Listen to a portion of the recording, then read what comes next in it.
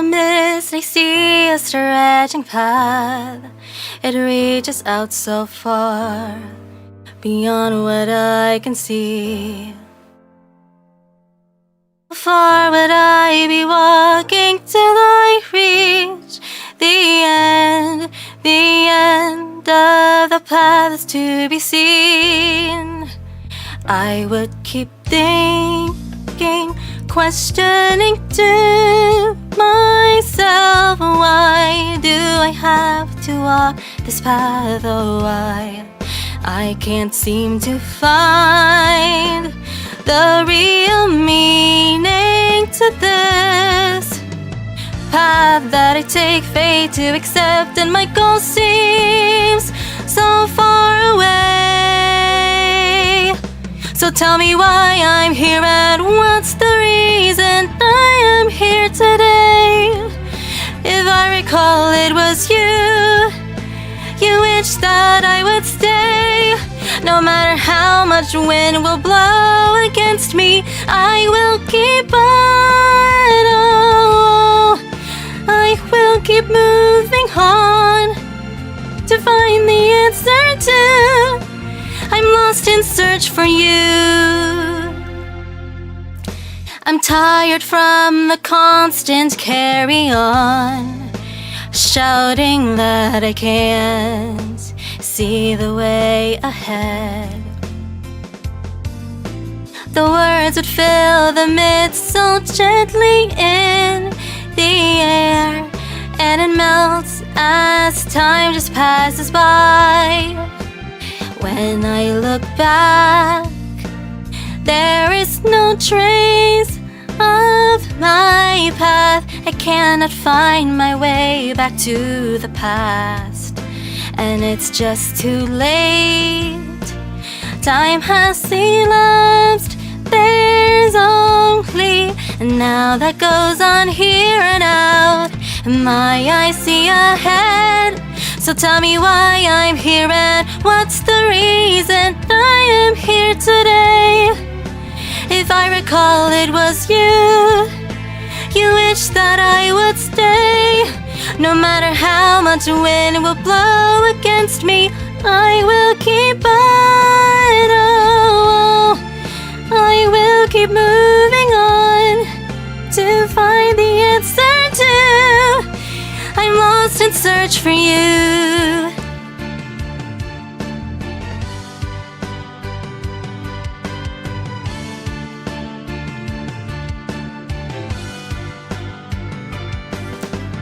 When you stop and look ahead and face up to the blue above, the Jacob's ladder will come down and check me up. If I could climb up to the top, would you be waiting at the top? Would this mean I search no more?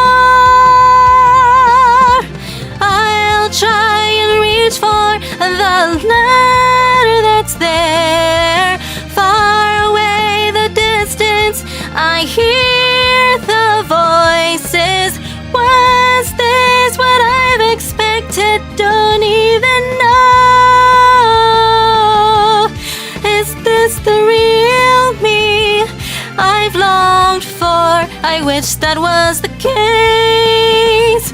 I know I'll let go from the ladder that's there. I'll start walking from this point on.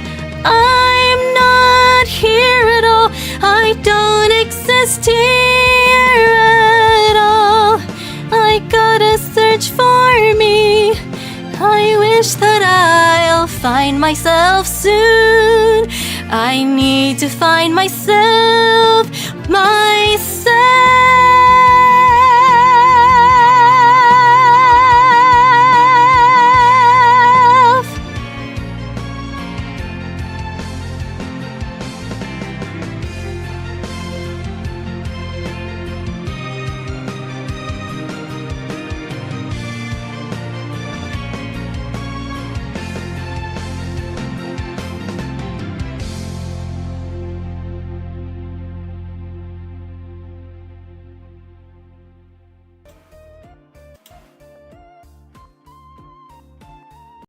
Hello. Hello. Oh, fucking YouTube ad. Stop that. Okay. Hi, I'm Tia Faire, idol-philosopher and justice incarnate. I assume everyone can hear me because I think I see people reacting to my singing in chat, which is good. Hello everyone, it's so nice to see you today. Hi Leon, hi Berserker. Thank you so much for joining me. Welcome in. I was hoping to do a chatting stream today. It's been quite a while since my last chatting stream, and not only that, but this one, I think, was originally scheduled for last week, and then it ended up getting postponed twice because of health issues. I am feeling mostly better today. I am a little tired, and I think that it showed a little during my singing. It was a little bit more effortful than like the ideal of my singing, that is. But could have been worse. I think I did an okay job.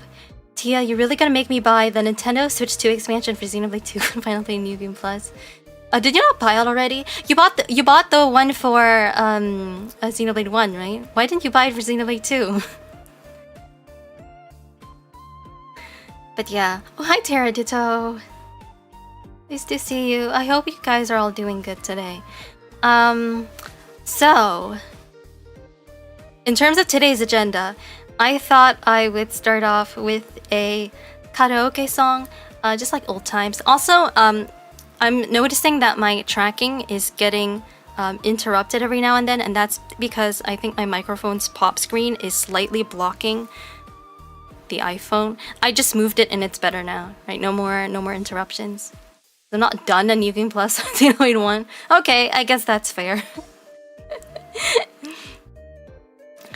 Oh, what was I saying? Yeah, start with a karaoke song, just like old times. I used to do that a lot, and I haven't done it in a while. That is just starting off a chatting stream with some karaoke. That song was, for anyone who doesn't know, Drifting Soul from Xenoblade 2, which is why Leon brought up Xenoblade 2. It's a song that it's a little bit cheesy, but the lyrics are meant to be from the perspective of Pyra and Mithra, two characters from that game, and it's a sort of I don't know if struggle is the right word, but it I feel like it's the struggle or situation that it talks about is one that applies a lot to me, I think. Especially when it says I'm not here at all, I don't exist here at all, because I think that it captures a struggle that I've had for a while. And I'm gonna speak a bit more to that later, but for now, I thought I would start off with just some announcements and reveals. I wanted to do I have a few announcements and reveals to show off today, in addition to just chatting, and we're going to do some of those at the beginning and then some more at the end, and in the middle I'm going to chat, so it's going to be like a sandwich format. Leon says, although the song also drops during an epic line drop from Rex to someone who is not Pyra or Mithra. Sure, but it's mainly about Pyra or Mithra if you listen to the lyrics. Anyway, no more Xenoblade spoilers, okay? So okay, the first thing I wanted to present today, and it's something that a bunch of you guys may have already seen. Let me just actually add it to the OBS as a source because I forgot to do so before streaming, as I often do. Okay, here it is. It's going to pop up really big at first, I think. Yeah.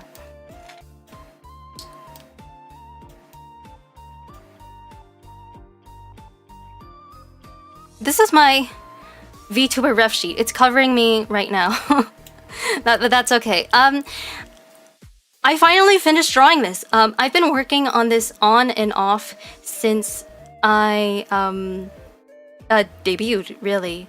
Oh, Penbu says, hello, just wanted to pop in and say I'll be lurking while I run errands. Good luck with the announcements. Really? Lurking while running errands? So like, do you have me like on your phone while you're outside? Because like lurking implies that you're indoors, but errands implies that you're outdoors. Now I'm curious. Good luck with the announcements. Thank you. It's nice of you to drop by. Hello, Penbu. What was I saying? Right, ref sheet. I've been working this on and off since debut, which is crazy because I've been streaming for almost 10 months now. I know, I actually finished this a little over a month ago, so that was like 8 months after debut. And I drew it myself, and it took me so long, and I finally finished, and I'm showing it on stream for the first time, which I think is really cool. As you can see, maybe I should like make this smaller, so it doesn't cover me anymore. You guys, like, if you want to see the full version, it's you can see it on like my Discord, and like I posted it on Reddit as well. It's in an Pixiv. It's in a few places. So let me just have this not block my face anymore. I'll have it here in this corner. I think that would be like the most useful place for it.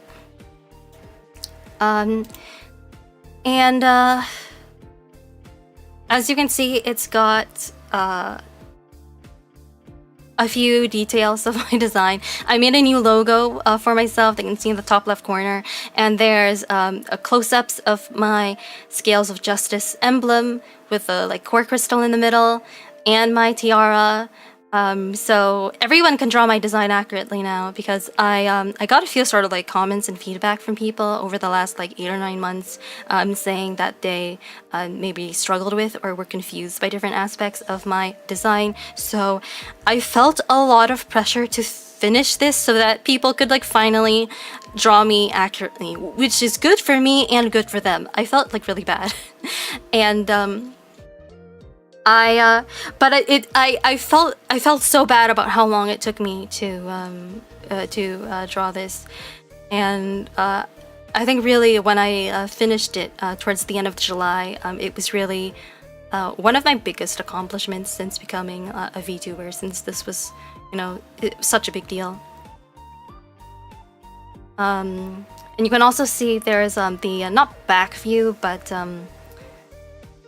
is this the back view or the front view? But you can see what the view of my hair looks like from the front without my body covering it. I think that's what you call it. And you can also see the finally fully rendered the fully rendered updated design of the pen blade. Now I can also bring in the pen blade individually into this scene. Just give me a sec. No, that's wrong. No. Let me do that again. Sorry, like OBS changed its UI quite a bit recently when you add sources, and I'm not used to it yet.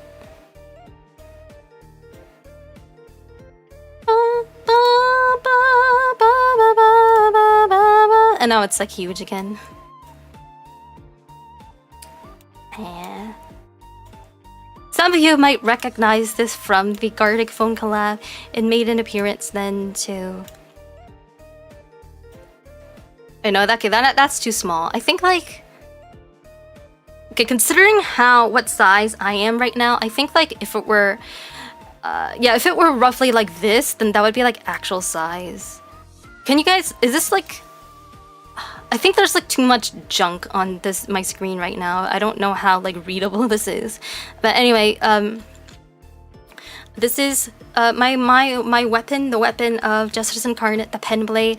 I first revealed the existence and concept of the pen blade during my debut stream, actually. But back then, it had a different design. It was actually a single edge blade, unlike this, which is a double edged blade. And I feel like its design progression mirrors the evolution of the Aegis sword in Xenoblade 2, which is also how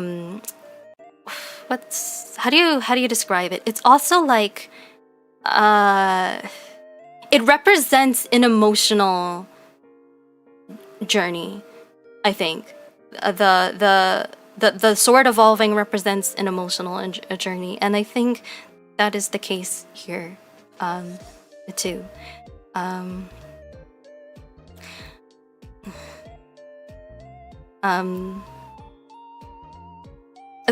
sorry. I'm juggling in my head.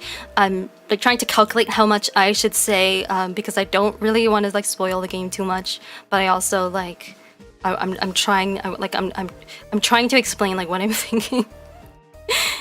But it's like the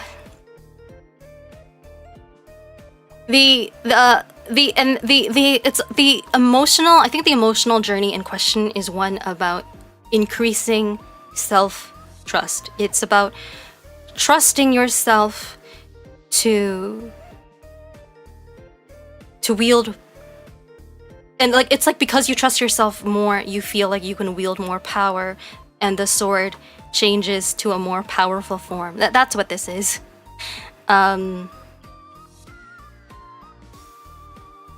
This pen blade is supposed to be capable of some new abilities that I haven't really gotten the opportunity to show off yet, but in due time. Penfu said, "You'll be on my phone while I cycle to and from the grocery store." I see. Well, good luck with grocery shopping. You know, that's always like one of the funner errands, right? Like getting food. I kind of enjoy grocery shopping. There are definitely worse errands. I don't know. That's how I feel anyway. Core crystal? Did I stutter? It's more than what Kara says. True.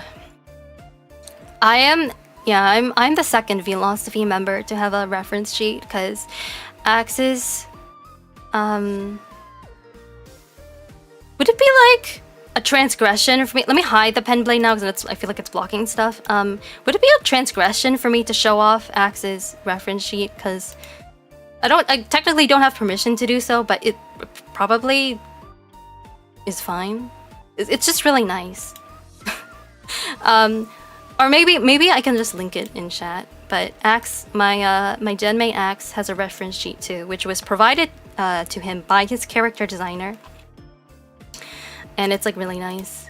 And so he had that like since his debut, which was lucky for him. I didn't, because I had to draw my own and I was super busy and like there was no way I could finish it before my debut without like delaying my debut like for like a billion years. And then my other genmate Karis, even though he debuted sooner than either of us by like a year, more than that actually, like yeah, around like a year to a year and a half, he's still like the only one that doesn't have a reference sheet because his art mama, who is one of his real life friends, just assumed that he wouldn't need one. They were both like, man, what do we need a reference sheet for? It's not like anyone's gonna draw fan art of this design, right? And like I'm thinking in like the Arrested Development narrator voice, like people did in fact draw fan art of this design, and now she's too busy to. She's like moved on to other things, and she's too busy to like draw. So he still doesn't have one. It's very sad for philosophy fan artists everywhere. So is the pen blade mightier than both pen and blade? Blade.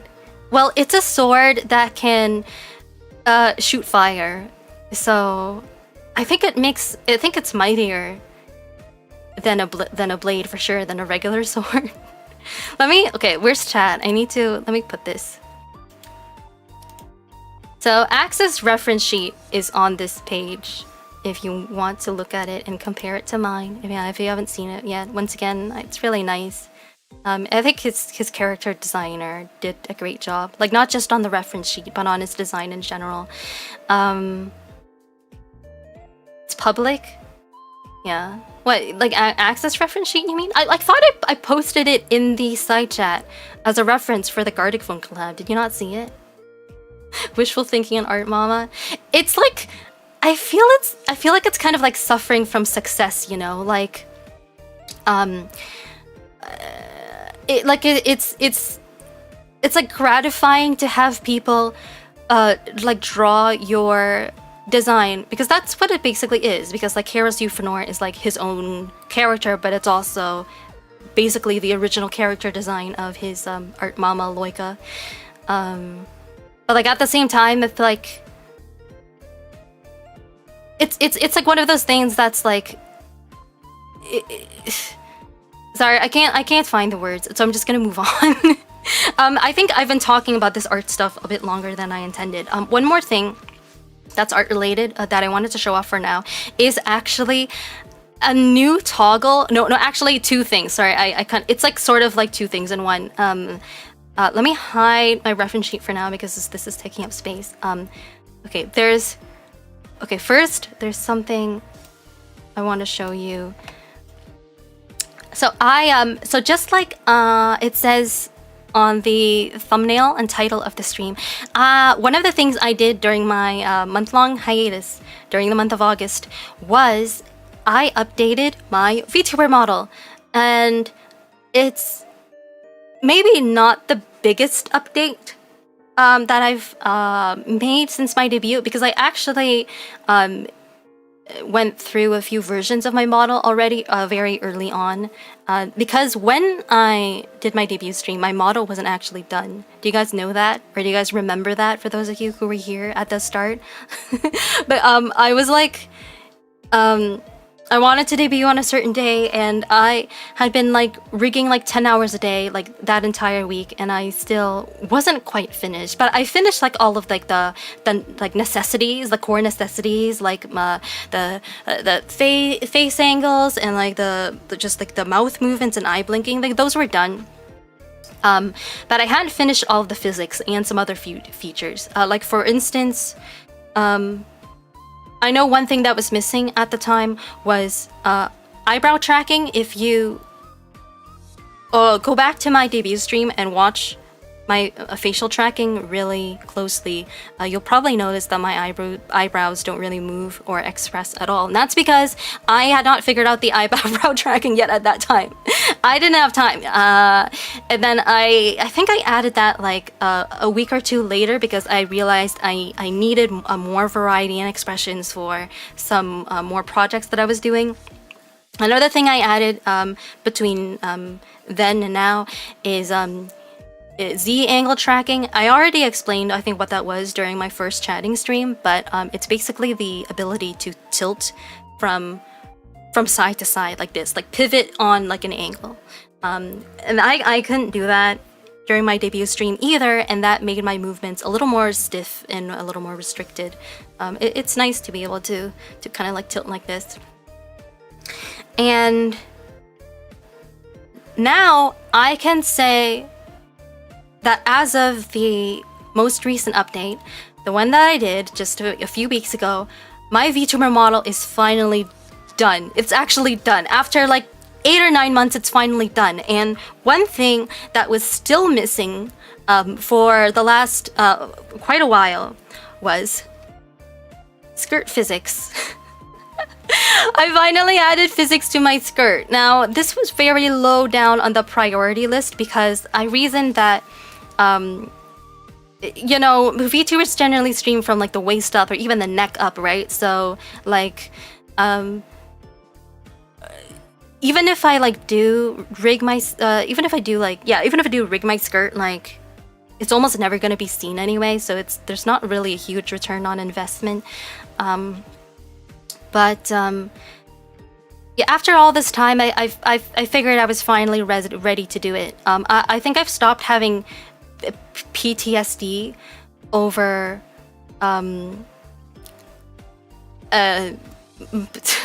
my experience with rigging my model, which I talked a little about during my first chatting stream.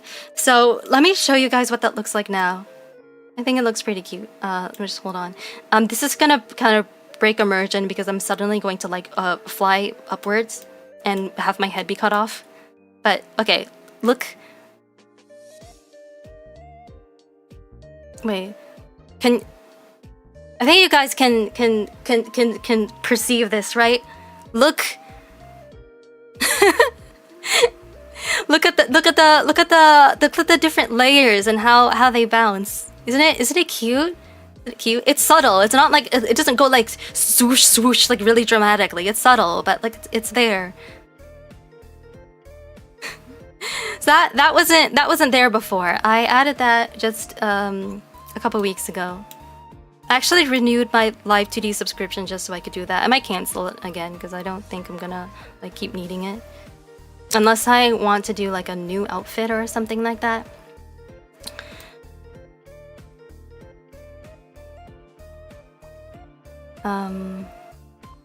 Oh, hi Great Lakes. Hi trans rights or human rights. I'm not sure if you said that just because you wanted me to say it out loud, but I feel like, sorry, how do I like say this without it coming off the wrong way? I think when you're like when we join someone's stream, it's best to say something on topic. Even though like the trans rights are human rights, but it's kind of like it like interrupts the flow of the stream to comment, like, you know, like it didn't have to be that. It could have also been like, you could have also said like I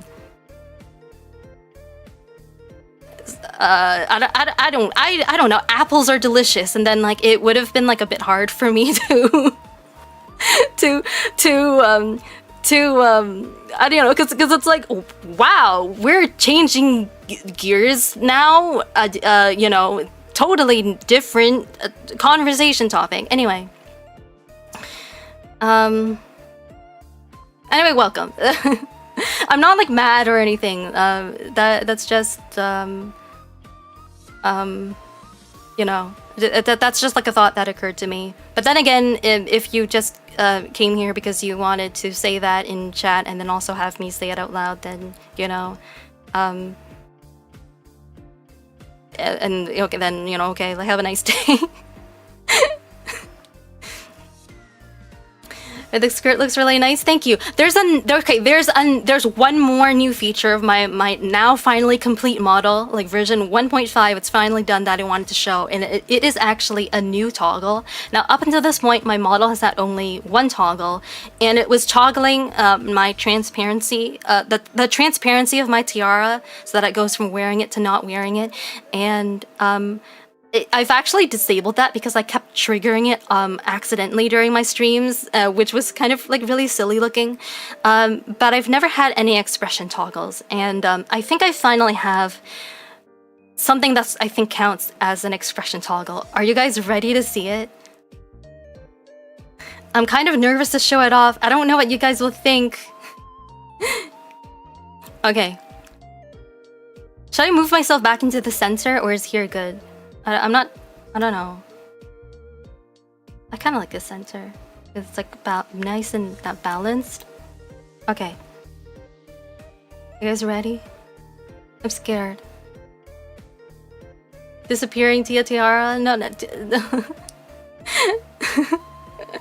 that's in the past, okay? We don't have to keep bringing it up. Okay, I'm gonna do it. Wait, no, it didn't work. Do you guys see this? Ta-da! My eyes are glowing, and so are my the crown jewel on my tiara and my core crystal. They're all glowing. This is what happens when I feel strong emotions and start using my my powers of justice. So it tends to activate whenever I'm like very angry or when I feel very strongly about something, and it's like a precursor that I'm about to use my powers. I actually envision this being a feature of my character and my model again since my debut, but I didn't have time to add more perfunctory features like this to my model back then, and I wasn't sure if I was ever going to, but I had time and inspiration during my hiatus. I was like, you know what, I'm finally gonna do it. Where is the Justice Ray and when will it be used on Karis? In due time. I didn't this is, yeah, again, a little bit of an immersion breaking note, but I originally wanted to animate the Justice Ray during my hiatus, but I didn't have time for that either. So I'll get to it, and I'll show it off during a future stream. Be patient. Karis will get his comeuppance, don't worry. For now though, you guys get to enjoy part of what happens, like what I look like when I'm using the Justice Ray, because that's what this is supposed to be. It is also very Xenoblade inspired, as with other aspects of my design and lore. I think I'm going to put this away now. It's not supposed to be like turned on all the time. Okay, that didn't work. Why is it not working?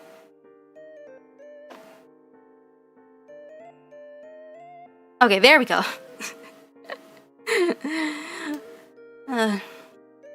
I like it. It's intimidating looking. That's the idea. That's the idea. It's supposed to be like, you know what I thought of? Like, you know what a practical purpose I thought of for it would be like, some VTubers have like a feature where they have a toggle that they turn on, and they don't like say anything, but like the purpose of the toggle is to signal non-verbally to their moderators that there's a comment in chat that they want deleted, or like a person in chat that they want dealt with, but without like saying like, hey mods, like ban this guy, and like sort of like making things awkward and like putting them on the spot.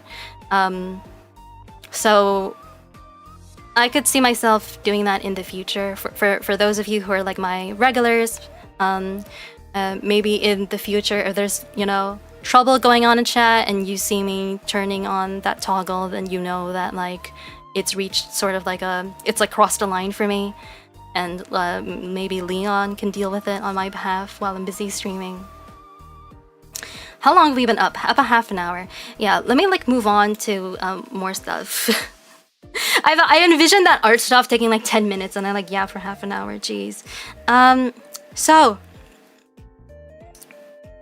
I wanted to spend a chunk of time today talking about why I went on hiatus and some of the life lessons that I've learned. And there's a part of me that doesn't really want to dwell on you know, stuff that may be like a little bit negative and, you know, dramatic, because it's not as, you know, it's not as fun as like, you know, things like singing and drawing. But at the same time, life can't just be like non-stop fun. Like it is, I think it is, you know, important to sometimes stop and have conversations about things like how we live life, and you know, what makes us happy, what makes us sad, and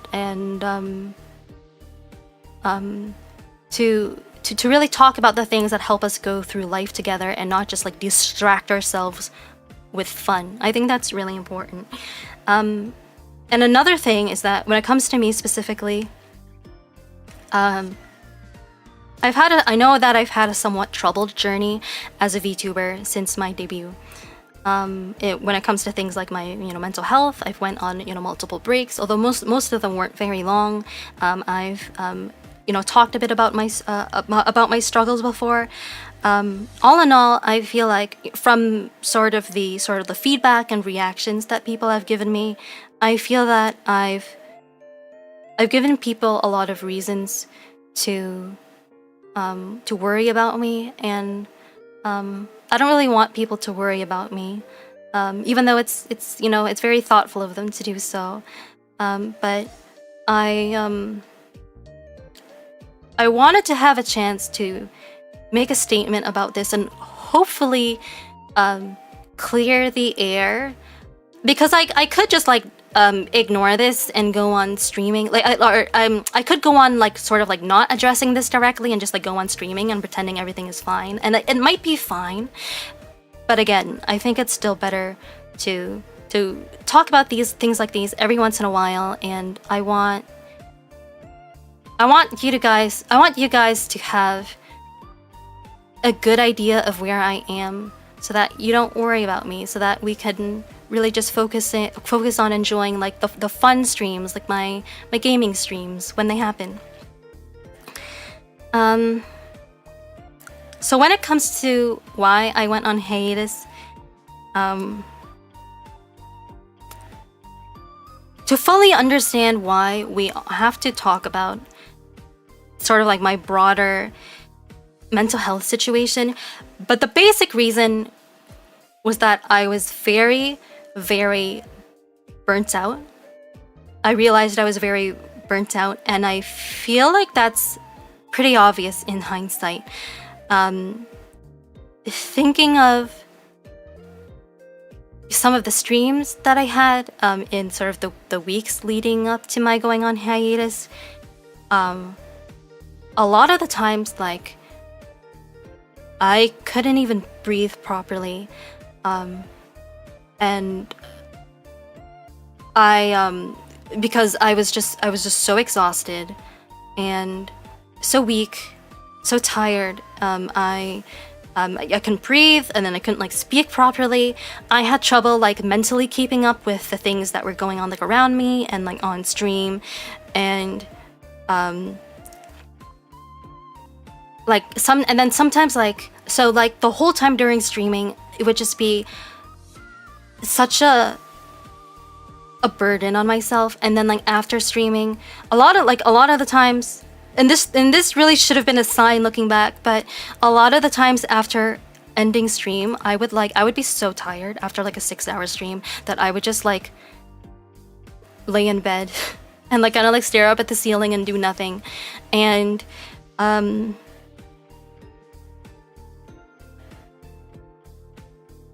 it took a while, but at some point I looked at myself and I realized, hey, these are the signs of burnout, and I can't be in denial about it anymore. I think I was in denial about it.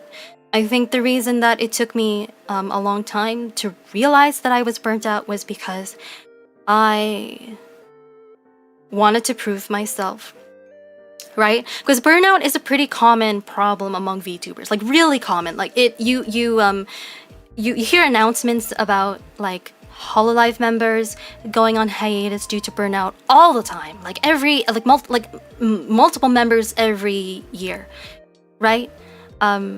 So on the one hand, it's kind of like just an occupational hazard of VTubing, really, because the industry is so competitive and you know, things like that. So like, I know it's like not just me personally, it's not like, oh, if you get burnt out then that means like you're not good enough or something, because it happens to just about everybody, even people who are, you know, professional and considered very talented. And yet I just really wanted to be the exception. I really wanted to be like, sure, yeah, this happens to everyone else, but it's not going to happen to me, because I don't want to have to go on a break, because I want to be able to push myself and achieve all that I want to achieve, and without any limits on me.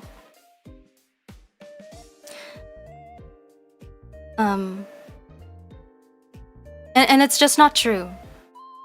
I do have limits, like everyone else.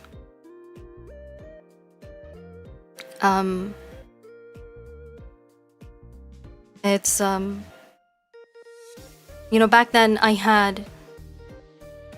would have like, I like, for example, I like wouldn't cancel streams. It would take like I cancel streams like on a few occasions, but I did not cancel streams like nearly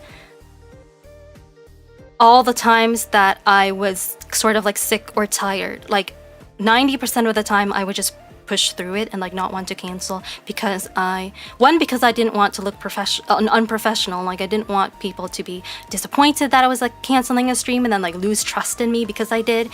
And also I just had like a really specific, or maybe this is the same thing. I think I had like a really specific vision of how things should be, and I didn't want to like deviate from the plan. And I think this is something that Leon has like witnessed and sort of criticized me for a lot all these years that he's known me.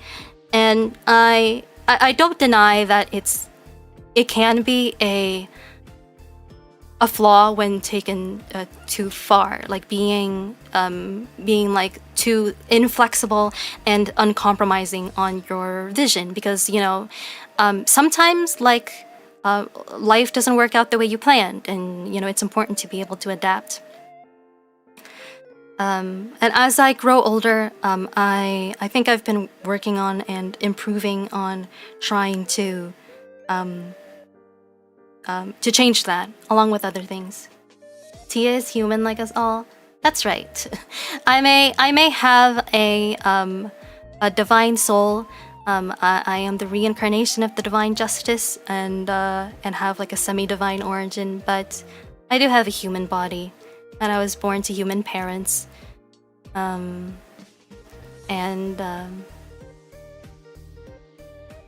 Yeah, maybe it's about time that I really reckon with what that means. Oh, hi Sam. I've been there, learned about limits the hard way. Yeah, don't we all? you like, you never hear about anybody learning the easy way. It's always like, I hit rock bottom and had like a near-death experience and like all these bad things happened to me, and then I finally accepted it. Loving criticism? Yeah, I mean like constructive criticism. I'm not accusing you of being like, haha, Tia, you suck. Don't worry. I don't think you look bad in front of anyone here. Don't worry.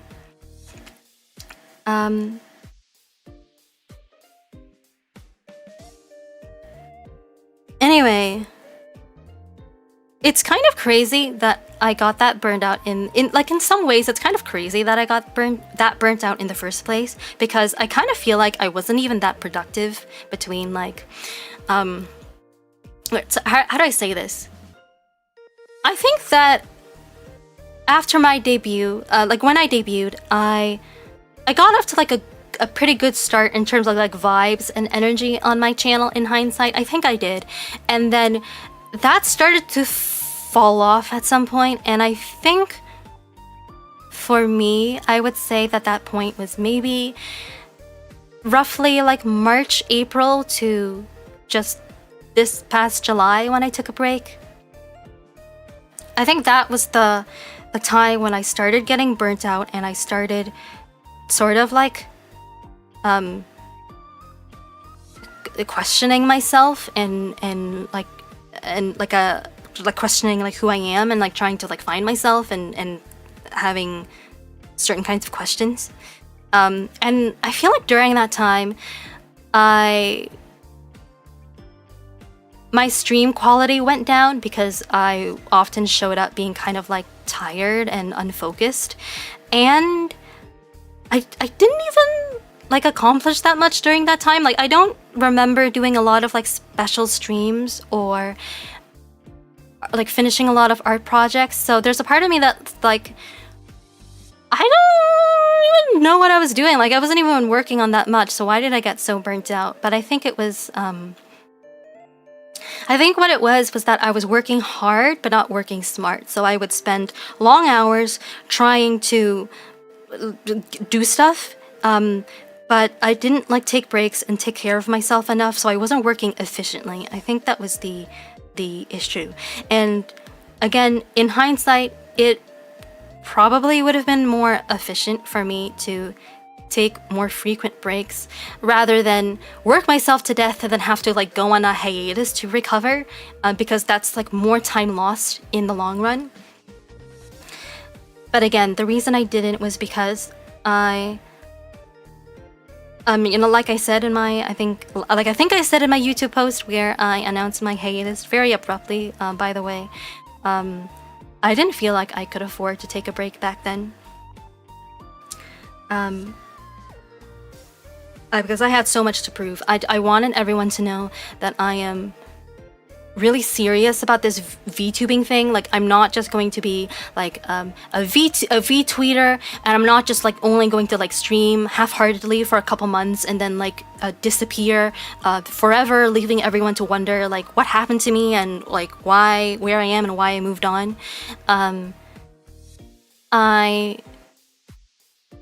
I mean to do this with my full effort and for a very long time. And I think that because of that, that's probably all the more reason that I should be taking better care of myself to make sure that I can go on for a long, long time.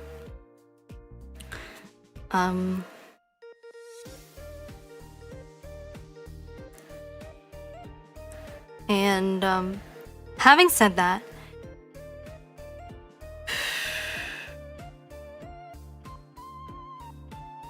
I want to talk about some of the things I've learned and the changes in mindset that I've had during my hiatus. Because I think for me, recovering from burnout was more than just a matter of kind of like, you know, sleeping in and eating and stuff like that. I did sleep. Like, I think I recall that I think it was like literally the night that I announced my hiatus and like officially went on break, I slept for 10 hours. I slept so well because for the first time in so long, there was no pressure on me. It was just safe to relax. That's how burnt out I was. And so that was nice. I paid off a little bit of my sleep debt. But I think that overcoming burnout was, for me at least, was about a bit more than that, because honestly, all my life I've been the kind of person that's very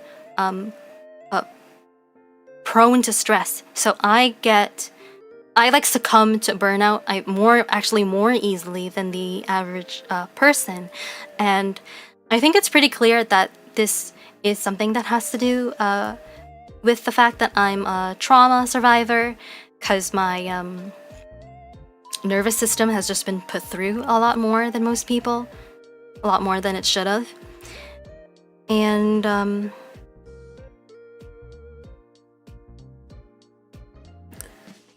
I remember that during my, I think, 6-month anniversary stream, I was talking a little bit about my sort of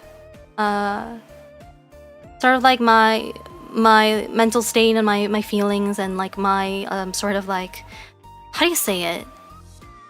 Like sort of kind of like where I was at in life, like mentally, back then too, and sort of like how I felt, like the journey that I'd been on, like since debut, like the difference between me like at that time versus debut. And I remember saying something like,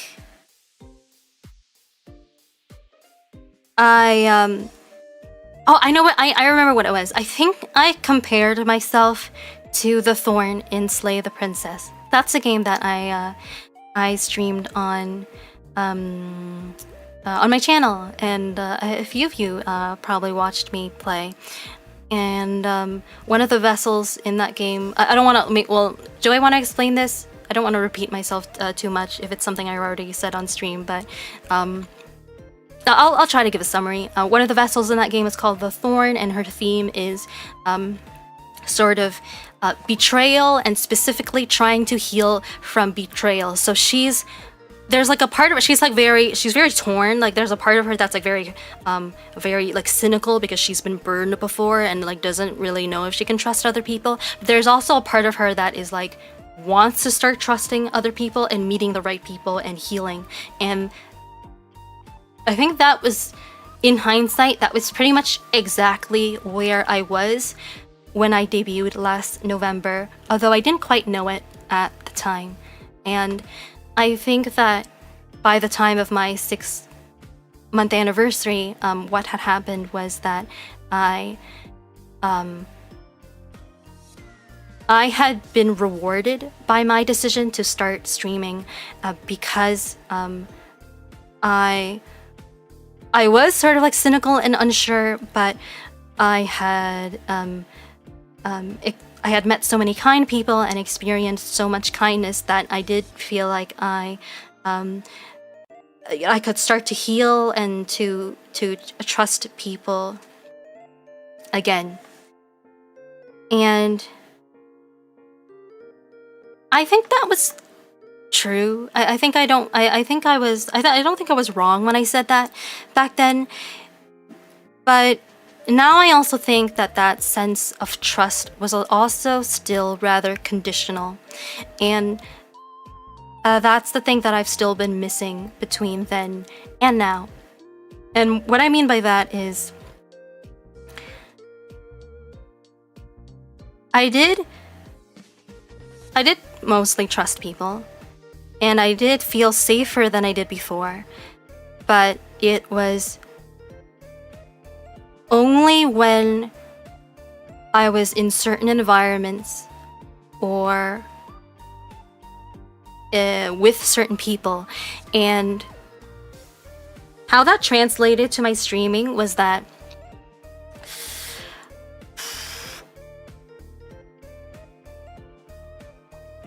honestly, I was really scared.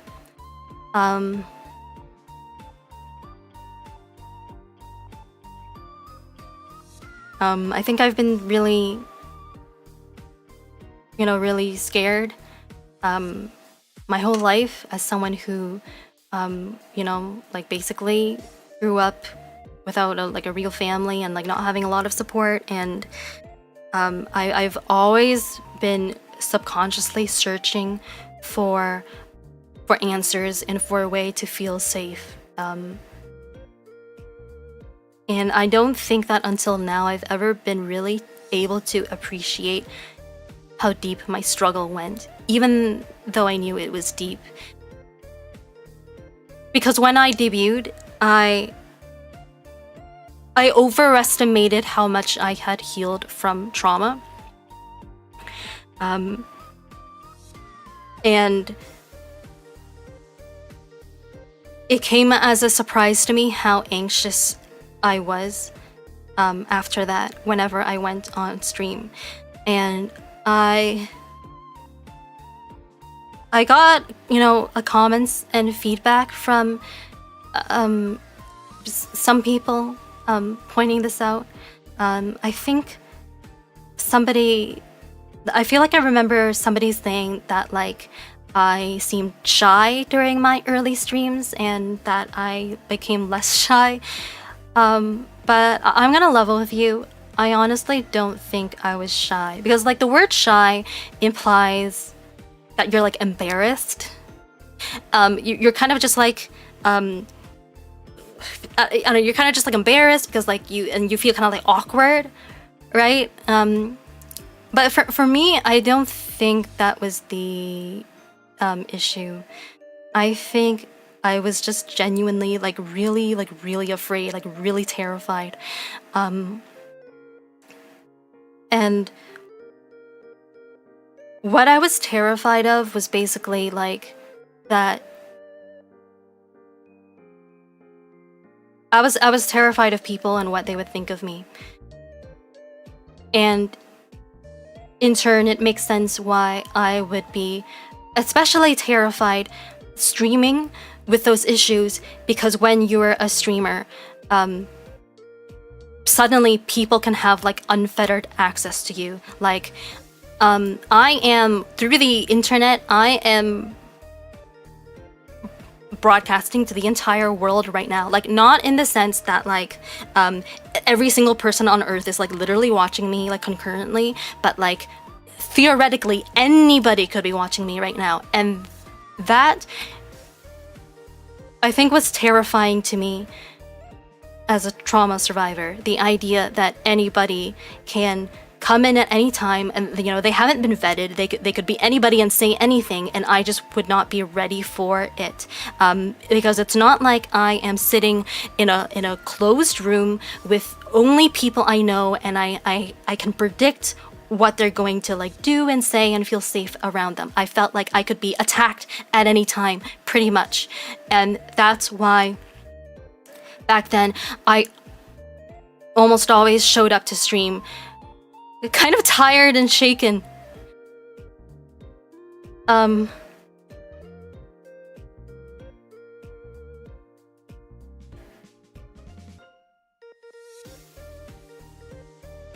And you might say that, you know, well, hey, there's no reason to feel scared, because like if someone shows up and, you know, says something like really kind of like mean and inappropriate, you know, can't you just like ignore it or like delete their comment, you know?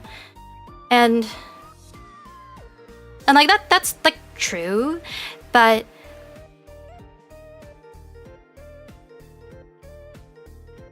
like also for me, part of the problem was that I felt that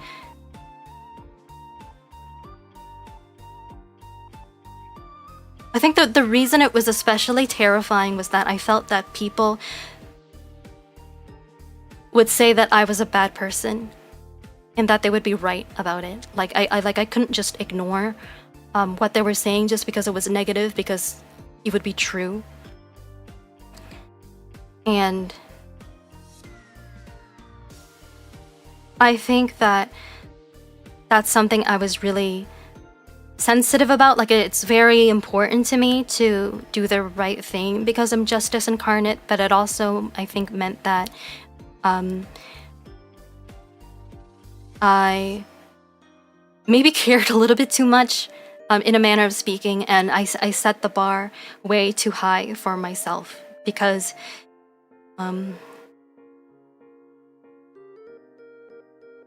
growing up, I was surrounded by a lot of people who would always say that I wasn't good enough of a person, like I wasn't like, you know, like nice enough and kind enough, and they always needed so much more from me than I could give. And it made me feel really bad because I wanted to help them. I wanted to do the right thing, and it just felt like I couldn't even help people, and that made me like an inherently bad person. And I think that I've been struggling with that fear deep down inside for a long time. And by the point of my 6-month anniversary, even though I was like really grateful for the friends that I had met and the community that I had started building, the main thing that solved was just giving me people that I knew and trusted, but it didn't make it so that I could feel safe with anyone and no matter where I went. But because basically I felt safe when I was streaming with my friends and like to my regulars, but it didn't solve like the fear of like, okay, what happens if like I meet a new person and they say like horrible things about me? Like, what am I going to do? And then that still, I think, was weighing on me when I streamed.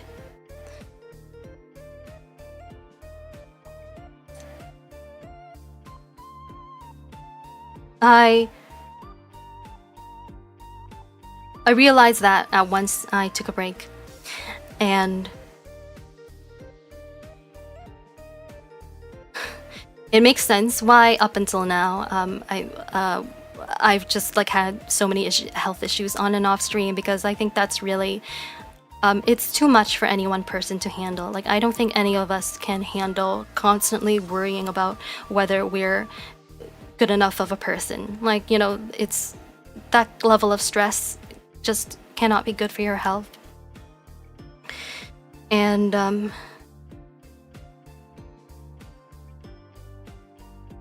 there was a tip that I read, I think early on in my hiatus, that I found really helpful. And it was on an article, I think, on a website about like improving your social skills of all things that I happened to find.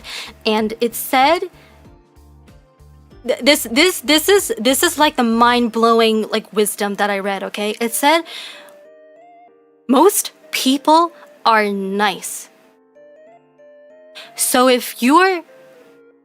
being nice doesn't make you special.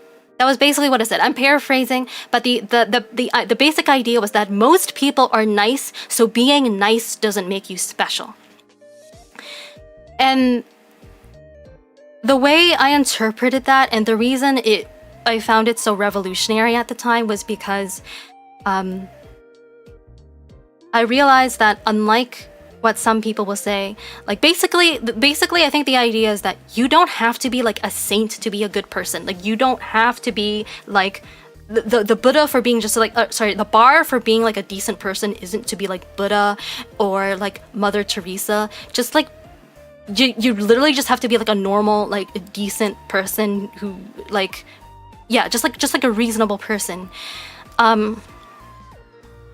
Some people out there will, such as my family, will try to set the bar really high for you, and they'll basically be like, you know, you gotta jump this high for me to consider you like to like you and consider you a good person. Like you have to like talk in a certain way and do certain things to impress me, and if you don't do exactly what I'm gonna do, then you know, I'm gonna make it your problem. And that's something I've always struggled with, like struggling with feeling like I need to make everyone happy, or else I'm not a good person. And just thinking that if I just, you know, if I worked a little harder and I did a little more, then everything would be okay. But the truth is that there are a lot of people out there who don't care about things like peace and progress and objectivity and compromise. They just want to do what's easiest for them, and that can mean acting in a way that is good for them, that hurts that hurts other people, and there isn't really a way to make them happy without hurting yourself. And from now on, I've decided that I don't want to do that anymore. To recognize when I'm dealing with people like that, and decide that like, hey, like I actually don't want to. I don't want to deal with anyone who makes me dance on eggshells, which is a phrase you might have heard if you've gone to therapy or you've like, you know, read about like how to deal with like narcissists and stuff. But like basically I don't want to deal with anyone who says like you have to jump this high or you have to like do this very specific thing to make me happy. I want to deal with people who will treat me fairly and will actually like compromise with me, and there will be like an actual back and forth and like give and take between us, because that's what's fair and what's right. And that means that I have to accept and be okay with not being liked by certain people. And I really do think that I, as, you know, someone who wants to make social change and has a bunch of like ideas that may not necessarily yet be popular, that like I will be disliked and misunderstood by people, and the number of people who feel that way about me will actually only increase as time goes on and as I become bigger. And I need to like be okay with that, because not being okay with that was really fucking with my career and fucking with my health. It was preventing me from doing my job and living up to my potential. Like I need to be able to like look out and see people like saying shit about me that isn't true, and just, you know, and just being like, you know what, that's fine. It's not it like, them hating me doesn't mean like I'm gonna die, right? Life goes on. And basically being okay with that, like, rejection and disapproval. That's something that I always struggled with before. But another thing that helped as well, with overcoming burnout during my hiatus was, and this is something that's a lot more positive and that I'm very happy to talk about, is that I think it's just really the sheer volume of kindness that I feel like I've been hit with in the last while.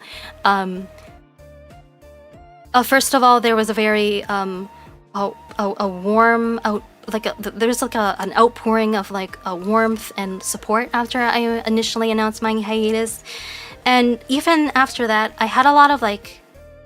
Over the summer, I've had like a lot of like experiences and interactions from people who were just like so nice, and it really like touched me, I think. Like the biggest one of all, let me tell you about, like, I think like one of the main ones. So some of you may know or have heard of a VTuber named CZG Altair, or Z for short.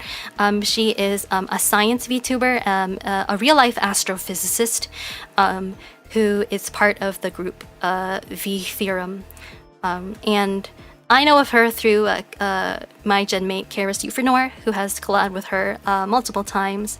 And I actually love astronomy. It's one of my favorite branches of science. And she is like such a very like sweet, positive, supportive person. So through that, I started like watching her like from time to time, even though like pretty much everything she talks about like goes over my head, because I am not like a math person, and I don't really my STEM background is pretty much limited to like random animal trivia, but I don't know math. Like I don't my knowledge of like physics is pretty limited. Anyway, she recently announced she recently went on a hiatus of her own, one that is much longer than mine. She's actually taking about a year off to pursue some research projects in real life. And before that, she did a sort of like goodbye stream on her channel. Not because she's not like graduating, but like it kind of had the energy of a graduation stream, being such a long hiatus. So people were like very sad. There was like a lot of crying and like fan art and like things like that. And I was there watching the stream along with all of Philosophy. I know Axe and Karis were there as well, and it was such this like big community event. And she was doing a Q&A stream, so she had opened submissions to everybody to submit like questions for her, and I submitted one, I think, asking her about like, what's your advice for like educational VTubers who want to succeed, because she's built up quite a platform for herself. She has like 10,000 subs, and I admire her a lot. And then I think in her answer to the question, or maybe it was at a different point in the stream, I don't exactly remember, but she said something that really caught me off guard. And she said, she pivoted from just answering my question to just addressing me directly. And for context, she has already collabed with Karis a few times, like I said, and she has also collabed with Axion once really recently. So she already collabed with the other two members of Philosophy, and then she basically turned to me in chat and she said like, Tia, you and I need to collab sometime. Like, you are next in line. And I was so surprised when she said that, because she's so nice and like a much bigger VTuber than me. And up until that point, I had been really like, honestly, I'm gonna be honest, I'd been like really like insecure about whether people like find me like likable enough to collab with me, and also wondering if I have anything to like bring to a collab, especially one with like a science VTuber, because I, you know, again, that's not my expertise, right? And I was just I think I like started crying, or at least tearing up. That was like you know, that was one of the things that made me feel like, man, like people out there are so nice, just even outside of like philosophy and stuff. There were other things too. For instance, I had a voice chat with my friend Karis on Discord, and he said something really nice. He said that something that I had said to him a few months ago was really helpful and inspired him with his VTubing, and that was really surprising for me to hear as well, because sometimes it was like feedback that I gave him on his trolley problem video, which was a great video. And I have this thing where like sometimes when I like giving people feedback, but sometimes I also worry that I'm being like nosy or like too critical, and like they don't really want to hear it. So to hear that something that I said actually had that much of a positive impact on someone was really nice. And all of this is to say that I think. Wait. I have like another anecdote that I think is really cool. Same theme. So I can't tell you guys like the full details yet, because it's still sort of like a in progress thing, like a work in progress. But around that time, I also got a message from someone offering basically like a free commission. Now, before you like start worrying, it wasn't like a scam. It was something that I've worked with before, so it wasn't just like some rando. It was someone that I've worked with before, and it was on VGen. And that person messaged me basically saying like, hey, I want to like open commissions for a new service, but I don't have any examples to advertise yet. So I was wondering if I could make some free versions for you, just because I liked working with you before. And I was so... It was so nice. I was so overwhelmed. Like, that like... A, this person thinks that I'm nice to work with, and B, like I'm gonna get like free stuff out of this that I might actually need, that might be useful for VTubing. Like, I don't know. Like people have been so nice to me. I can't believe it. And I think it's funny because, a lot of the time, if you're someone who's kind of like plugged into like the VTubing space, a lot of the time you hear people complain that VTubing is really like negative and toxic, and it's full of drama. You hear people kind of like say that a lot, and I can't speak for everyone's experience, but I find it kind of funny because, like, honestly, I think in my experience with the VTubing community has been overwhelmingly positive. I think this was a topic that came up during Axe's anniversary stream, which also happened during my hiatus. Where he was saying that his experience was also very positive, and I agreed with him. Now, I acknowledge that there are sort of like bad actors and kind of like people who are not very nice, who are VTubers, or who are sort of involved with the space in some way. But I think that for the most part, you do have a lot of control over what your relationships, like who you have relationships with, and stuff like that. And so if you just think that like everyone in your life is like a drama queen, and you're just like meeting drama queens over and over, like maybe it's because like you are all doing something to attract it,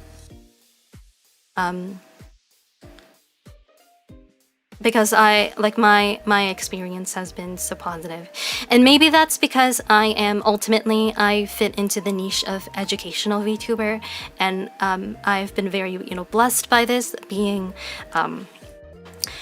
having sort of like inroads with people like Axe and Karis and Penbu, who was here earlier, and as well as some of the members of VTuber, because I think this is a very productive, is that the word? Maybe not productive, but it's a wholesome space, and I think it's a productive in the sense that like the focus is on like our work and our ideas, and not just like petty interpersonal drama. And I was talking about this a little bit on Axe's anniversary stream, but I think this has a lot to do with how I think educational VTubers tend to skew older, at least in my experience. But like I know that, for example, like me, like Axe and like Z and I are all like in our 30s, for example. So we have like a bit more life experience and confidence, and I think that helps us like not get like jealous of like other people and like try to like tear them down and stuff like that. Like we're like past that stuff. So yeah, I don't know. The point is that people, I think like lately my perspective on things has been like really turned around, and now I think that I think most people are like nice, and I think that I myself also don't have to be like a saint. Like I don't have to be like a super duper like extra special person in terms of how nice I am in order to just be like treated with like respect, and I think that like the way I would describe it is I know I've talked about this with a few people, including Leon as well as my therapist, but some of you, especially those of you who are more philosophically minded, may have heard of the term moral injury. And moral injury basically just what it describes is like it's the feeling you get when you are forced to do something that doesn't align with your values, and you kind of like feel a sense of guilt over it.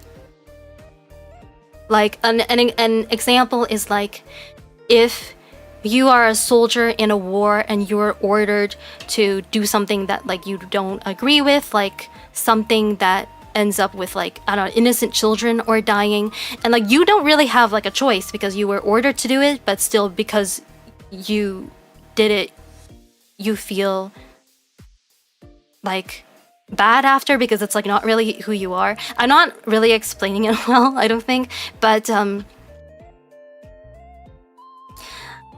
I think I'm really sensitive to moral injury. In case you guys didn't know, like I don't like playing even like video games where I have to like kill innocent people and things like that, because I feel bad. Like I can't like play as like the bad guy in video games even though it's fictional. Like I can't like I can't like turn off my sense of like empathy basically. And I've realized that like I've been sort of like experiencing this perpetual sense of moral injury my whole life. Even if I wasn't like shooting people or anything, even just in like regular daily life, I felt it. And I think it has a lot to do with how, again, I grew up with people who were, really hard on me and always saying that, I wasn't enough, and like they were unhappy because of me. And it always made me feel like I'm just kind of an inherently bad person, and it made me want to prove myself really badly. Because I wanted to do the right thing and make people happy. I just felt like I couldn't. And I feel like lately I have started to experience the opposite of moral injury. Now, I don't think that there's a term for this that has been coined, so I'm not sure exactly what you might call it. Maybe something like moral bliss. Just for the sake of giving it a name, lately I've been feeling a lot of moral bliss. That is a sense that like yes, I am a person who has the capacity to help people, to make them happy, and this makes me feel good about myself as a person who has this ability. And feeling this way has really turned my life around, and I think it's largely because I've been fortunate enough to be surrounded by so much grace and so many great people lately, including like artists and VTubers, and as well as the people who engage with my content. It's made like a real difference and really turned things around. I also realized that I haven't really responded to chat in quite a while because I didn't want to be I had like a flow going on, and I didn't want to like interrupt myself in case I it like ruined the speech. But I see that Albie popped into chat. Hello, Albie. I hope you're enjoying my talk. And it's nice to see you, and thanks for popping by. Leon says, looking forward to that collab whenever she gets the time. I would hold your breath because, like I said, she's on hiatus for like a year. But it was very nice of her to say that. Truly, it was very generous of her. So suffice to say, if that collab does end up happening, even if you assume it does, I have no idea exactly when it's going to be timing-wise, or even what it's going to be about. So I think you should not hold your breath. But I would be very, very honored for the opportunity to collab with Z, because she's such a smart and interesting and very kind person. I definitely look up to her in a way that is like not so different from the way that I look up to like Axe or other people who I think are just both very accomplished and just like really, really, really nice people. Free stuff. Yeah. Can't complain about free stuff in this economy. Berserker says, I think in some ways moral injury is impossible to avoid in this day and age. Yeah, I think that's a lot of... I think there's probably a lot of truth to that when you think of things like how people say, for example, there's no such thing as ethical consumption under capitalism. Like, if you value not exploiting people and you buy bananas that were grown on slave labor because it's the only thing that you can afford, then try as you might not to feel guilty, because you kind of don't really have that much of a choice. Like, if you are a human being with a conscience and with principles, like, wouldn't you feel a little, if you really think about it, then there's probably a part of you that would feel bad, right? I mean, that being just one example. I'm sure we can think of many more if we put our minds to it. Oh, hi, Komi. Thank you for the heart. Leon says, yeah, to various degrees, I agree. I certainly felt it working near minimum wage for a megacorp. That's another example. It's like, that's good. That's a good example too. I mean, I've done the same. I used to do when I first dropped out of school, I worked for a bit before eventually becoming a VTuber. But yeah, like, it doesn't feel good when you're when you're in that position and like what you're doing is it feels awful in two ways. One, that you're technically serving and enriching like the bad guys. Right? And then it's also and then even worse, you're not even like getting compensated like appropriately for all that physical and mental anguish, right? Being paid minimum wage. Just awful. One of the things that I hope to accomplish through my work as an entertainer and philosopher is to one day change the way that society thinks about morality, so that we eventually find it heinous Is it heinous to put people in that position so that it doesn't happen anymore? So that we stop thinking that, like, you know, it's okay or normal to pay people peanuts for working for megacorps in positions that don't even have a lot of like dignity and fulfillment and meaning. Because I don't think that's right. I think that as an existential, like as a philosopher who started out in existentialism, I think that's actually horrible, and we as a society just haven't gotten used to thinking of it as horrible. It's normalized. That's what I mean. Tia hit 470. Arigatou gozaimasu. New subscribers. I'm Tia Faire, idol-philosopher and justice incarnate, and I want to make the world a fairer place. Wait, well, okay, this is probably redundant because if you're still watching right now, then you probably just heard my speech about social reform. But yeah, thank you so much for the sub. I hope you've been enjoying my stream so far. I don't do a lot of chatting stream nowadays, but in terms of like my usual content, I often stream strategy games, as well as I also draw and I sing, and really above all, my dream is to make the world a better place. So if you're all about that, then, you know, like, please by all means subscribe. Like, you're in the right place, or what I hope to be the right place. Oh, Ari says hello, late, but I am present and excited for a model update. Might have to rewind a bit, Ari, but welcome. Yeah, no worries about being late. I did show off the model updates in what's it called? The start of the stream already, in like the first half hour.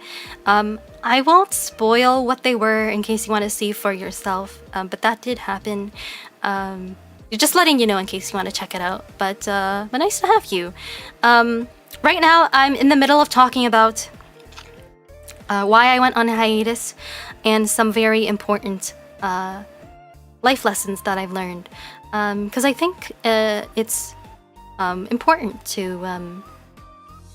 to have these kinds of conversations once in a while. And basically, I'm talking about how I overcame burnout as someone who is very prone to it, as a trauma survivor. Because I don't want... I think people have... I think I've made people worry a lot about like my health updates, especially when I said like I went to the hospital like not last month. It was like 2 months ago now, because now we're in September, which was a true story. I did not make that up, but I thought it was important to be transparent about it, but then I also like felt bad after because people seemed so worried for me. So I want to clear the air and let people know sort of why things were bad, and that like, and how they've gotten better. Awfully late, but hi. Hi Moodle! Hi Moody. Sorry, I always like read your name because I always read your name as like Moodle instead of Moody, because like the text is like really small. But hi, welcome to Tia Faire channel. I think this is my first time seeing you in my chat, because I definitely remember you from Access Chat, and it's been nice having you around on his channel. I love his streams. I love him. I'm like watching all of his streams. You can always like find me there.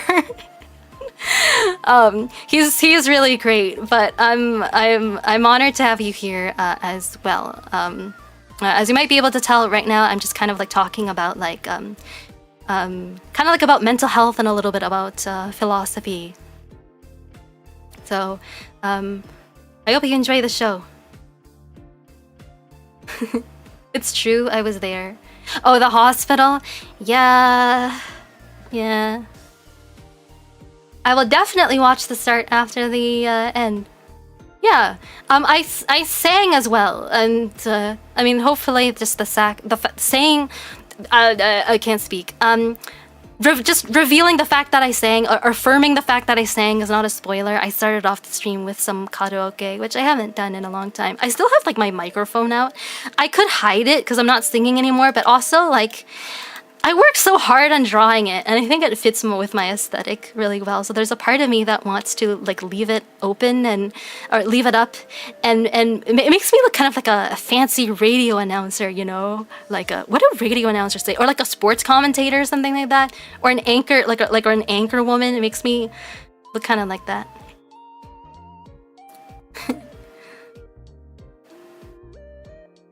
Although Moodle sounds like noodle, and I find that hilarious. Moodle is a pretty cute name. They're both cute names.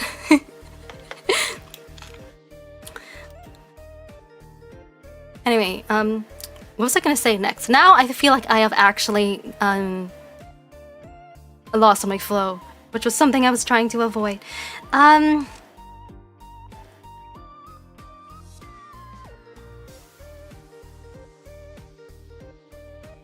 Actually, I think it's fine. I think we've nearly reached the end of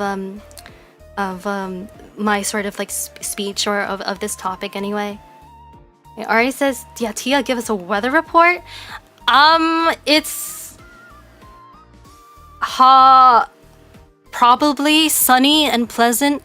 I am in it's hard to tell because I'm just in my room and the blinds are drawn, and it's like I don't really have much of a glimpse into what's going on in the outside world, like a typical like a degenerate gremlin VTuber.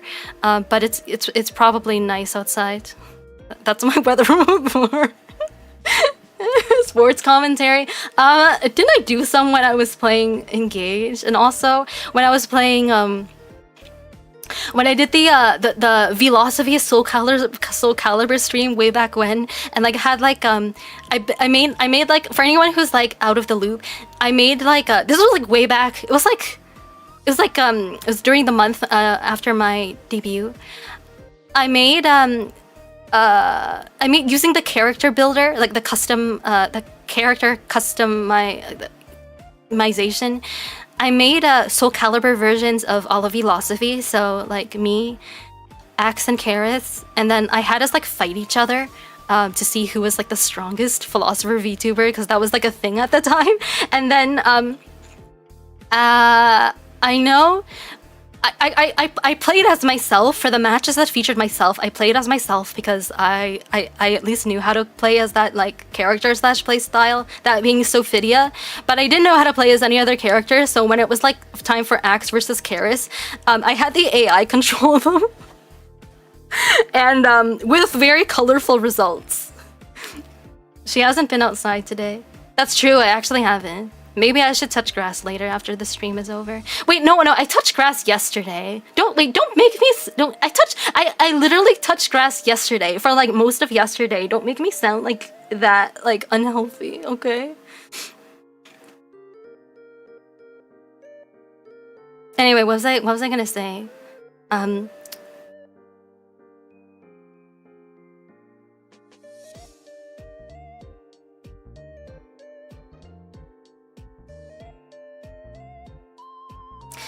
I think like to wrap up the previous conversation, the sort of like message or takeaway that I want to stress is that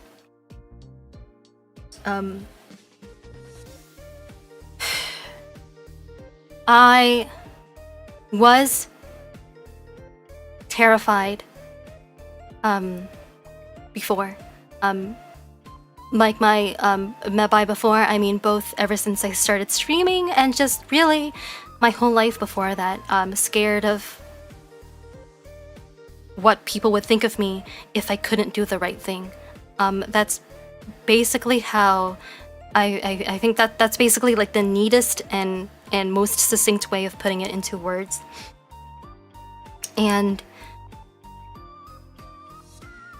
I think now finally I found a way to not be scared and not to be so easily burnt out anymore, because I'm not constantly thinking about that. I think that through reading the right advice and you know, meeting the right people who have let me know that I've had a positive impact on their lives,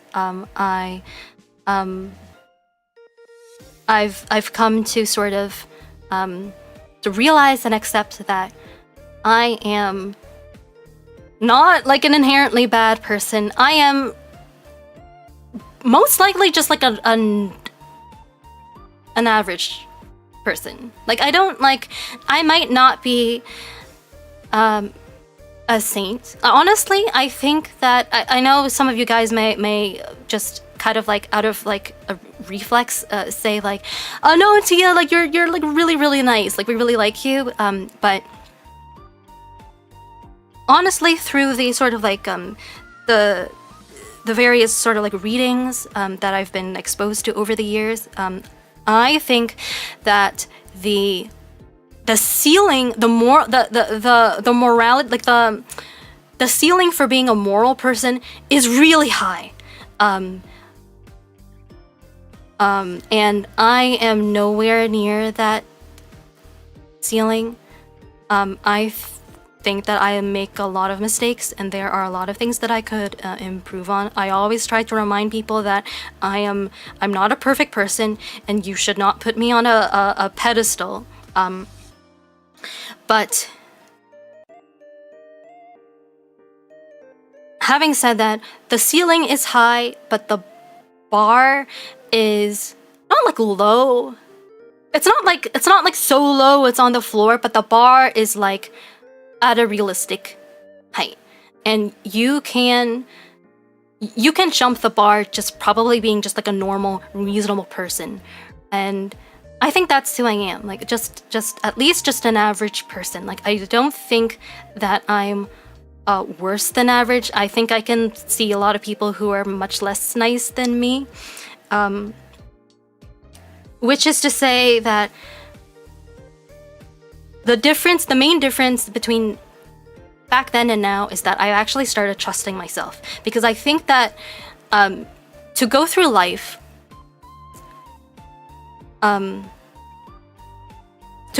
feeling safe, it's not enough to only trust other people, because that's what kids do. Kids trust their parents, but when their parents aren't around, they like cry and they're scared.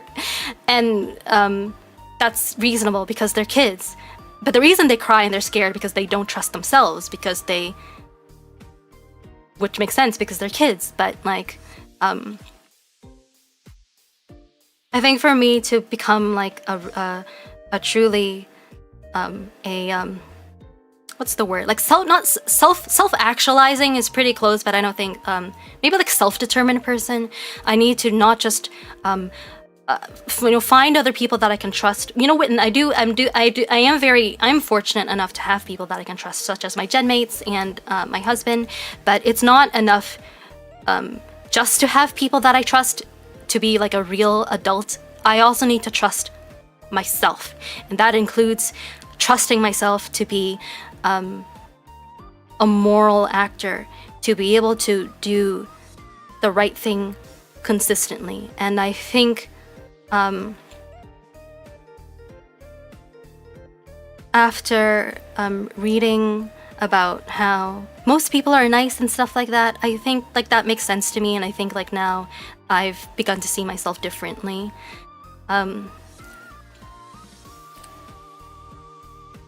Another thing sort of like on this theme that I read over the summer was a book called On Becoming a Person by Carl Rogers, a preeminent psychologist, American psychologist from the 20th century. I think he's dead now, but he was like kind of like a more academic Mr. Rogers, like Mr. Rogers, but like an academic rather than like an entertainer. He developed this approach called client-centered therapy, which was kind of a rival to the other main approach to therapy at the time, which was more like psychiatrically focused. That's a hard word to pronounce.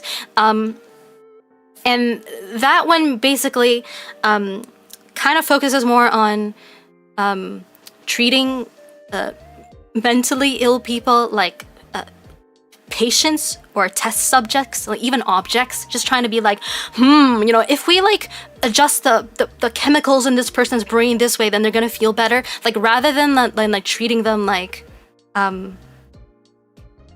you know, like a person, like, you know, getting to know, you know, their story and like talking about their feelings. And this book was actually recommended to me by my friend Axion a very long time ago. Well, I think close to when we like started becoming, you know, friends, and you know, started, you know, I think like I asked him something like, this is not exactly how I said it, okay? This is a paraphrase. It was something like, how are you like such a cool person, and like what can I do to become more like you? And he answered very graciously, and one of the things that he recommended was this book. He mentioned being inspired personally by this book called On Becoming a Person by Carl Rogers, which I think he discovered when he was in high school. And he mentioned this being sort of like a huge you know, influence on who he has become as a person. And I figured, well, if this book inspired Axion, then it must be good. So it did take a while, but eventually I got around to reading it. And one of the main ideas that Carl Rogers has is this idea that human beings are fundamentally, he thinks human beings are fundamentally positive in nature, that by nature we are like kind and positive and we do like good things. And I think, I'm not sure if that resonates 100% with me. The way that I would put it is that I think human nature is benign. Like, it doesn't try to cause more harm than necessary. Like, fundamentally, we are animals, and we are benign in the same way that a lion is benign. Like a lion may hunt and kill prey, but it doesn't do so out of a sense of like malice. It doesn't do so because it hates the prey and wants it to suffer. It's just doing exactly what it needs to survive. And in that way, like human nature at its core is benign.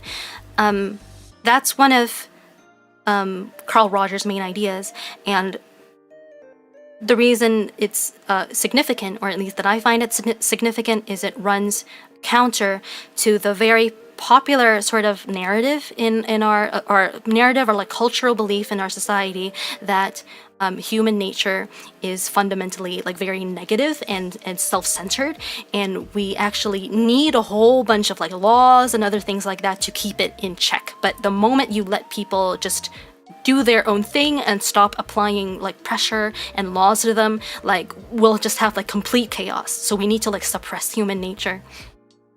And especially after reading this book, I'm actually not finished it yet. I've read like the first half, but I think that part may be more relevant to me than the second half.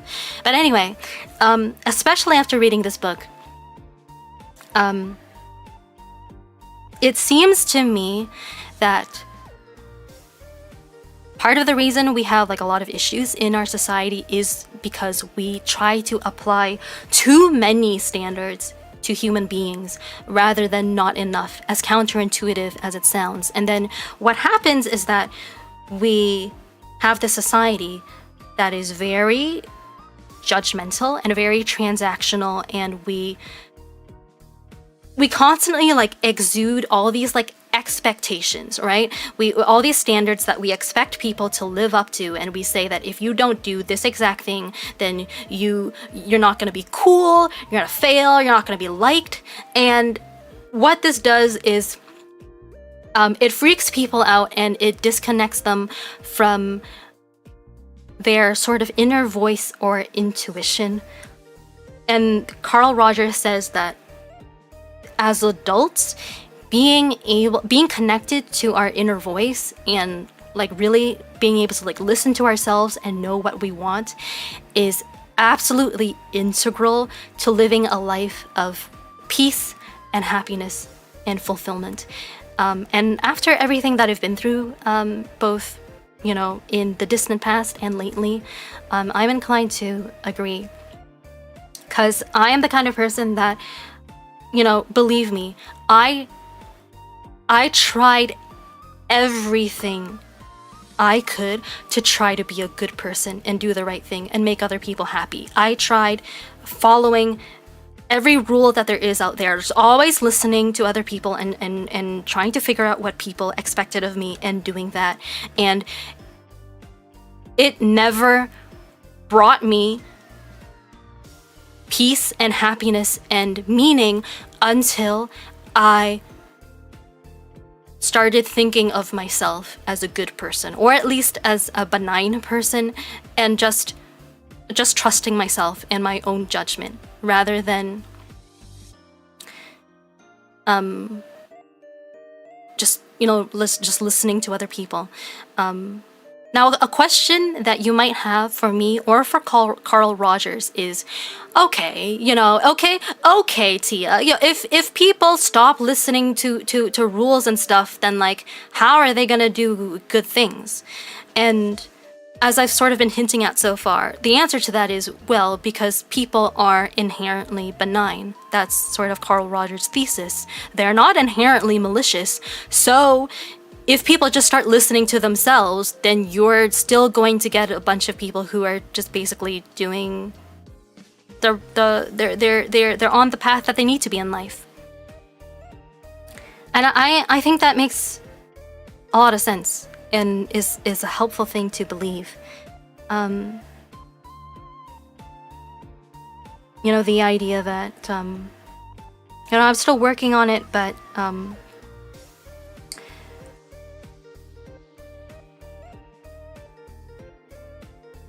no, this has been a huge turning point for me and something that's been very difficult to accept. But one way of putting it is, I used to be so scared of social rejection, like, but I realized that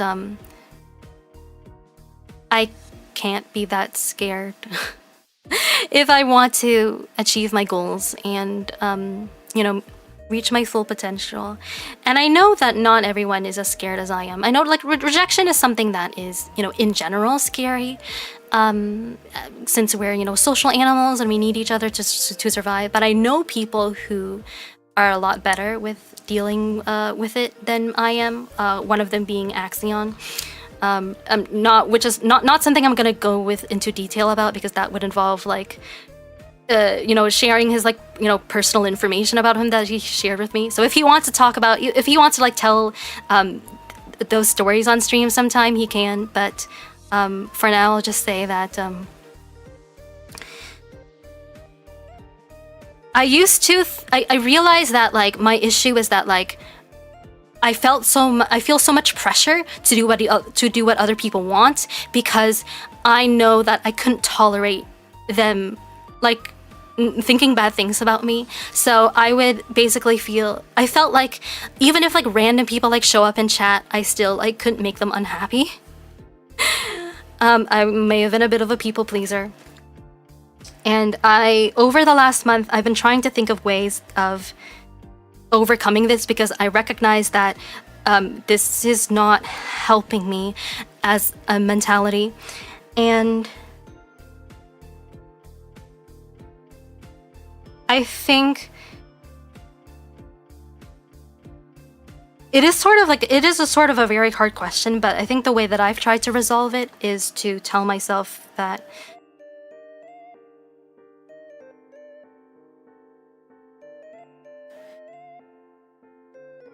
the only positive opinion about me that I need is mine. I don't actually need other people to think good things about me. Now, so that doesn't mean that, you know, having relationships and, like, a support network doesn't matter. It does, just not on the level of other people's opinions about you.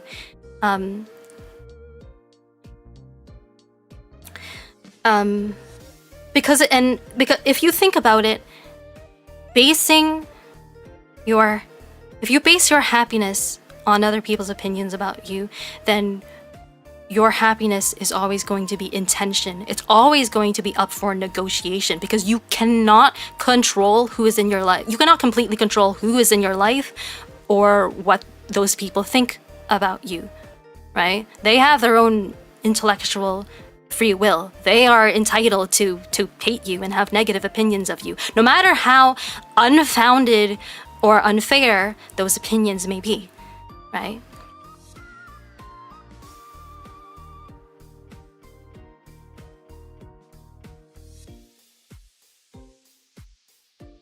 The way that I've started to think about it is that even if, for example, I got captured and tortured and enslaved, and suddenly I was taken away from everyone that used to know and care about me, and like the only people I was surrounded by were people who meant me harm.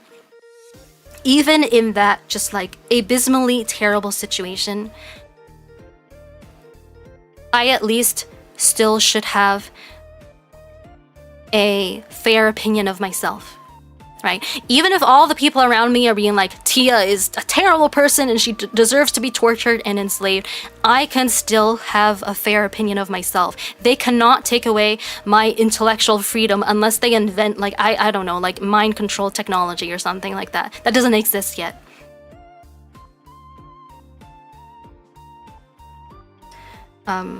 And I think that's really important because it's important to have a fair opinion of yourself because, you know, if you think about it, your relationships with other people can always end, you know. Those people can leave, other circumstances can separate you, they can die. As much as you might not want to, you know, part with some people that you like, those things can always theoretically happen. And so the only way to have inner peace is to have a fair opinion of yourself because you are the only person you will always have. You are the only person you are guaranteed to always have, right?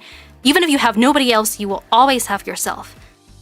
Unless you die. And then you really have no one, not even yourself. So I think that the message that I've tried to apply to myself and that I think I also want to emphasize for anyone who might be listening is the importance of learning to listen to yourself and follow your own heart, which should not be conflated with being selfish and antisocial, because like I think there's a certain part of our society and of our culture beliefs that say like, hey, if you don't follow all the rules, then that means you're like a bad person. And I think we have to sort of like engage in the challenge of letting go and trusting ourselves that even if we listen to our own hearts and not to a bunch of like external expectations, we will still be able to do the right thing and that we will be happy and not to be sort of be scared of our inner feelings and our inner selves. It's easier said than done, but I've learned that I think I've become convinced that this is the only path to inner peace. I think I've not looked at chat for a while. jourdia, that's very cool. That's a very sweet and simple thing to say. Thank you, Moody. Hey, if it makes you feel any better, even actual saints sometimes had sketchy past. Life is a journey towards improvement. Yeah, I think when you say that, you're referring to like literal like Christian saints who have been canonized. That's the word, right? I am not a Christian, for anyone who is watching and might be wondering. I am actually an atheist, so sometimes when I'm like discussing religion, I like fumble my words and say weird things. I think that's a word for it. Canonized, yeah. I think that, yeah, but I think that's true, and that's very fair. I think it's useful to tell ourselves that the moral ceiling is very high, but the moral bar is not that high. So even if there's a lot of things you could be doing better right now, that doesn't mean like you need to beat yourself up. That's what I like to think anyway. It's crazy how many innovations have been, let's focus on the person we are helping. Yeah, I think that's in reference to Carl Rogers. Yeah, after reading that book, I find it really sad that So basically, I made reference to like a schism in the field of like psychology and psychiatric care, right? So there's a schism in that field where now there are two schools of going about it, right? One school is more about like emphasizing the interpersonal aspect, like healing through interpersonal relationships. That's what it is. And then the other school is about like basically like tossing medicine at people and tossing medicine and lab tests at them. Can you guys guess which one is a little bit more dominant in the present day? Because Carl Rogers was, I think that book came out in like maybe the 60s or something like that. Now, can you guess which one came out in the, which one is more dominant in the present day? In my opinion, it's the wrong one. It's very sad. I think it's very sad. I found it very sad sort of reading this book that came out so long ago, so many decades ago, and it feels like society still hasn't really learned from this knowledge and this wisdom, even though it's out there. It's a really good book, and I really recommend it if you're interested in self-growth and in reading about sort of psychology and human nature. Duly noted for future reading. Yeah. It's got the vote of confidence from both Axe and myself now. Could that be the cause of the notion of being performative, like trying to fulfill the expectations all around? Performative. Yeah, possibly. I think that's plausible. I can only it's easier to speak for myself than for anyone else, but I know for me, you know, for example, I was saying earlier, I've been saying that you know, I pushed myself to stream, and I used to push myself to stream to the point of getting burnt out. And the reason I realized that the reason that I was doing so was because I felt the need to look like I was active so that people wouldn't think bad things about me, rather than because it was just like objectively the best thing to do, which I guess, you know, and you can call that a type of performativity. Not maybe one of the more common or well-known ones, but you can say that I was trying to like perform being whatever I thought like the ideal VTuber was, rather than just doing whatever was right for me and just tanking it if people say if disagree with that and say like, hey, I think you're a bad VTuber, and then just shrug it off. I know, I'm terrified. Hi ChibiZ. I'm sorry you're terrified. If you've been listening, I hope maybe something I've said has helped. Oh, hi Tyler. Anyway, I think that actually finally wraps up the this sort of big spiel about self-growth. But yeah, I think I am. Yeah, I trust in my own ability to be a good person, even without like a ton of outside direction, and so I'm not going to feel pressured to dance on eggshells and impress other people anymore, because that just makes you burnt out. That doesn't make people happy. And that's the story basically, and that's why for instance, oh, I never turned this back on. Which is it? Oh no, that's a spoiler. No, that's also a spoiler. Fuck. I didn't label these pictures because of OBS's new change its UI and everything's different now. But my ref sheet has the new pen blade design that sort of represents it's supposed to be a more powerful version of the pen blade, and the idea is that because I finally trust in myself that I can be a good person, actually be actually confident in it, and rather than just like constantly needing like external validation, like via people telling me like, don't worry Tia, you're a good person. It actually comes from within and not from external validation. I finally trust myself to wield a more powerful version of the pen blade, and Also, why I decided to sing a drifting soul like I did at the beginning of the stream, because the song is from the perspective of someone who is still trying to find themselves and doesn't trust themselves yet. And it's a very nice song, and I decided it was time to finally sing it to symbolize what I think is the end of a chapter in my life. It doesn't mean that I'm done, learning lessons and improving. Absolutely not. I'm still only, basically 30 years old after all. I'm sure I've changed almost to the point that I'm like unrecognizable over the last 10 years since I was 20, and I would not be surprised if I changed almost that much more by the time that I'm 40. It's just gonna keep going. But yeah. Thanks, I appreciate it, Tia. Oh, no worries. Of course. It has been very insightful. Thank you. I'm glad to know that. Spoilers. Look away, Stanley. That's a spoiler. Alright.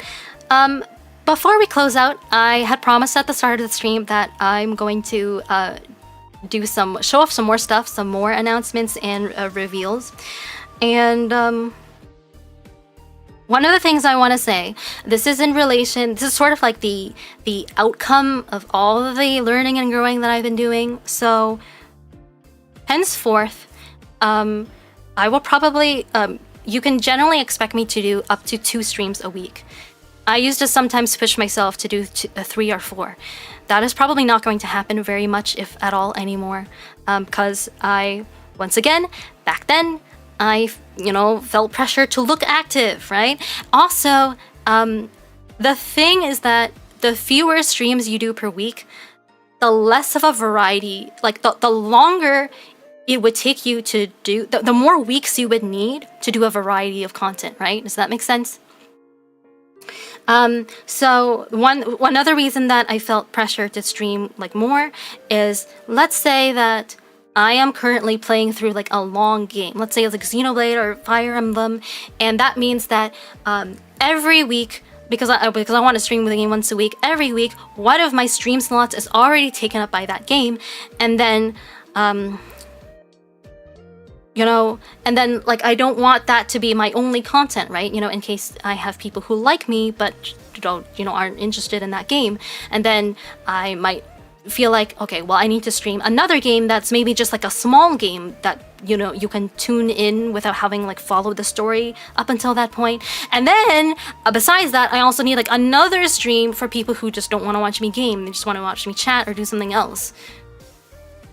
And I felt the need to do that before, but and I still, like, that would be optimal still, but I have come to realize and accept that 2 streams a week I think is more or less my physical limit.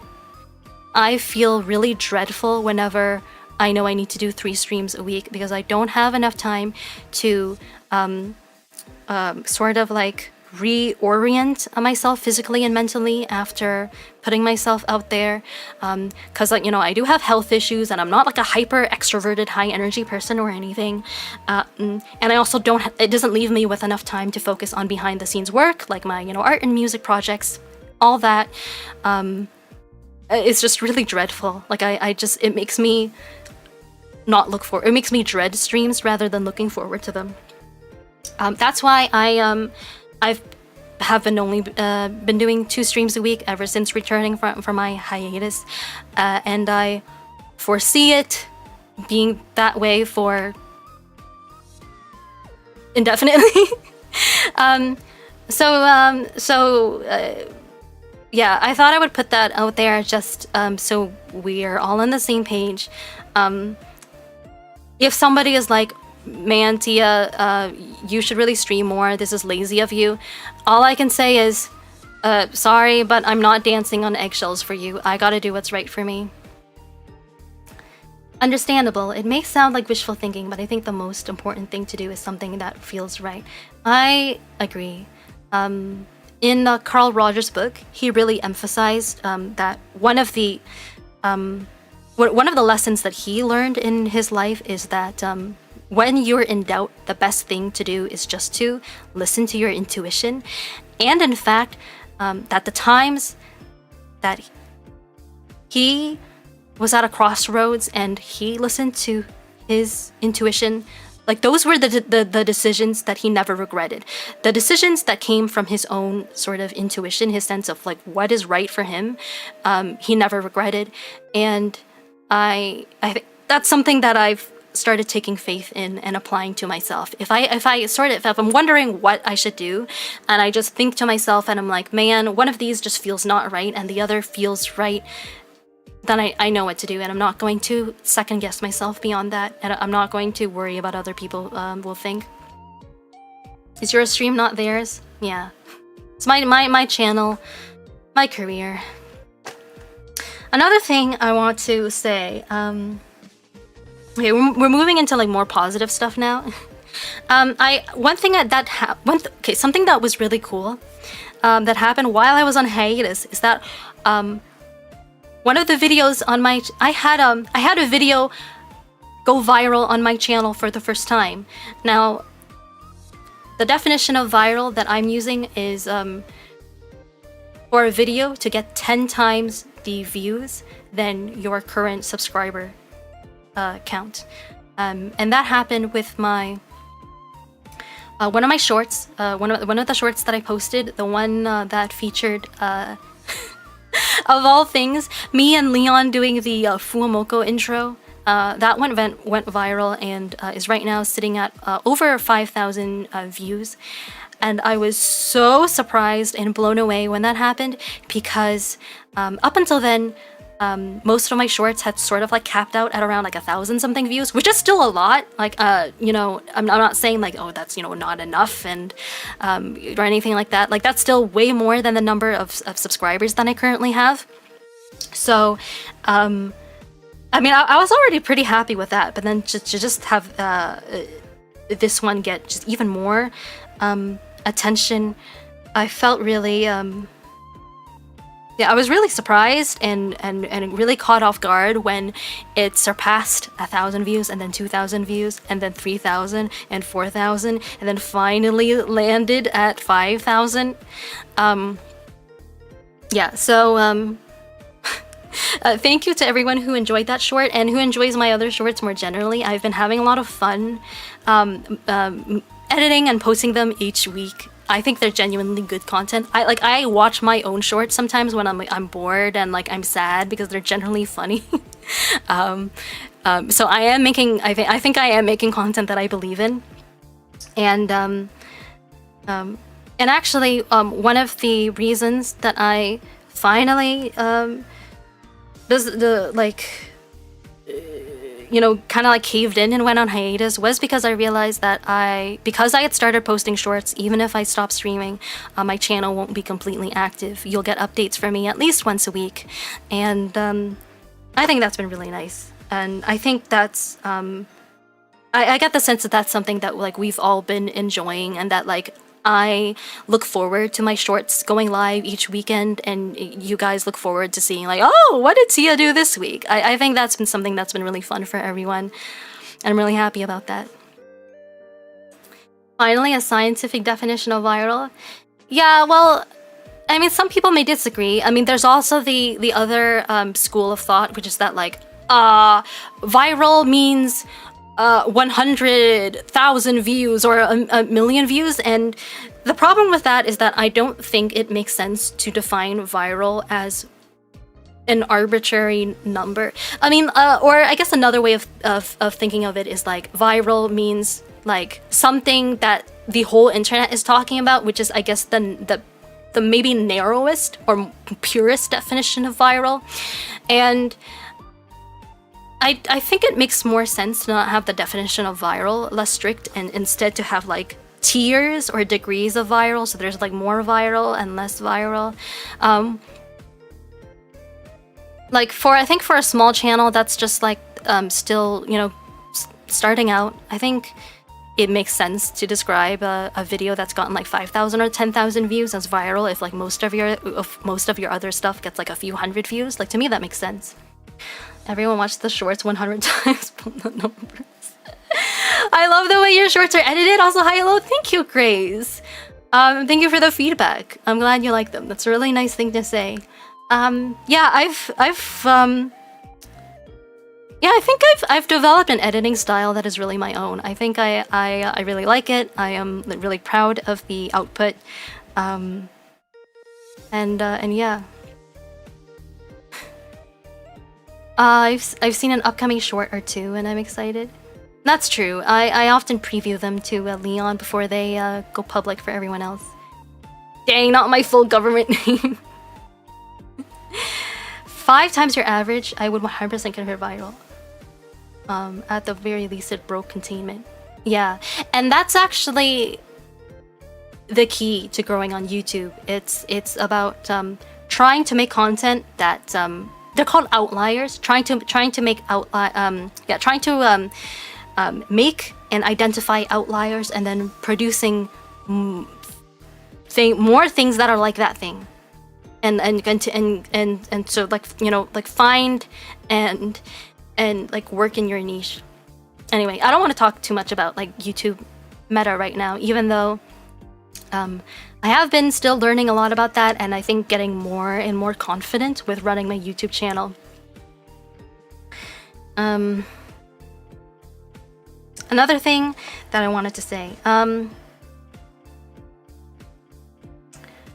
So I was considering doing this stream as my first stream back after my hiatus, and I didn't, just because I didn't feel like it. So once again, I'm learning to like follow my own heart and do what's right for me, and not like worry too much about what other people think. So my first stream back ended up being Fire Emblem Engage of all things, which again was actually kind of on topic or apropos, because of how it starts off with the main character Alir waking up from a 1,000-year sleep. So it's like, whoa, hiatus, just like me coming back. But I did want to say that for anyone who isn't keeping up with the Engage playthrough so far, I think it's been a lot of fun so far, and I think it is a truly great game and one that I love. So you can consider joining me for the rest of the playthrough, because I really think it's a good one. But if you're not interested, or it is kind of, the episodes are long, so no pressure to, but I did want to say that Butterfly's bow looks slightly different. Does it? Like, you mean compared to before? Like, so compared to before, or compared to my bow right now? Because I haven't updated Butterfly's art since the beginning, I don't think. Butterfly being my mascot, for anyone who doesn't know, he's been sitting here dutifully by my side the whole time. He is my lovely, loyal butterfly, and he is also part of a species. Like there are multiple butterfly, and they're all called butterfly. And I designed him myself, as with most of the things on my channel. I drew and I rigged my own model.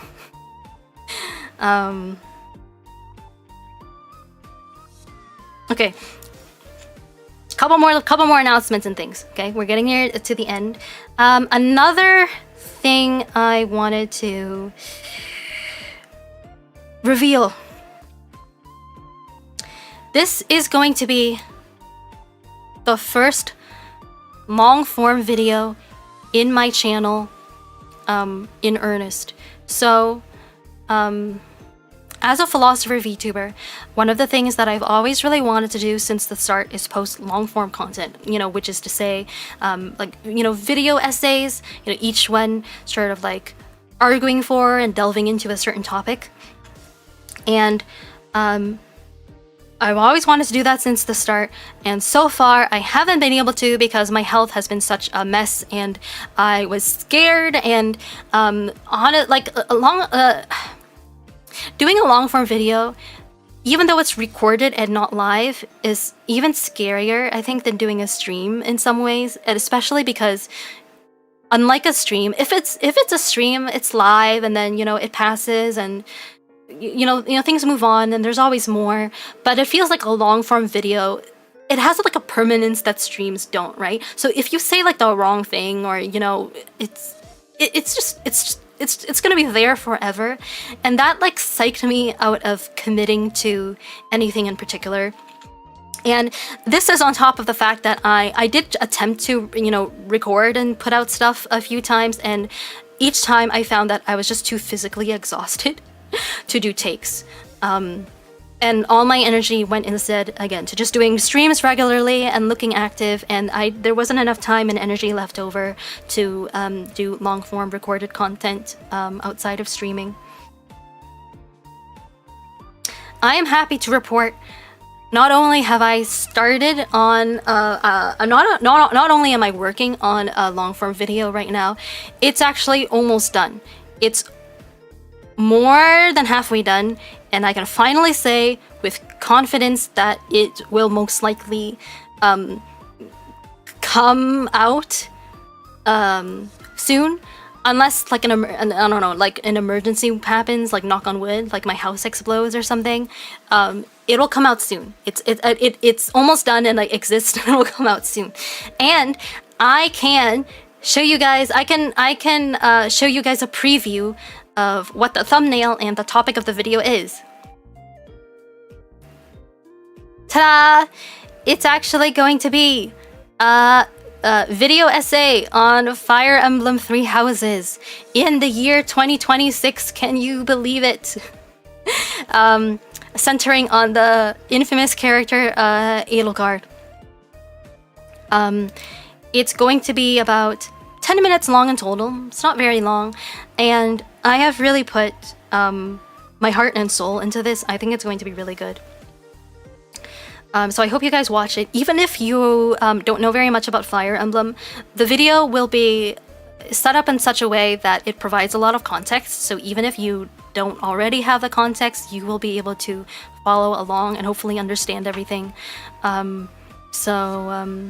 If you've maybe heard about like Fire Emblem Three Houses but never played it, and you like don't really like know what it's all about, this might actually be the perfect time to catch up through this video that I'm doing.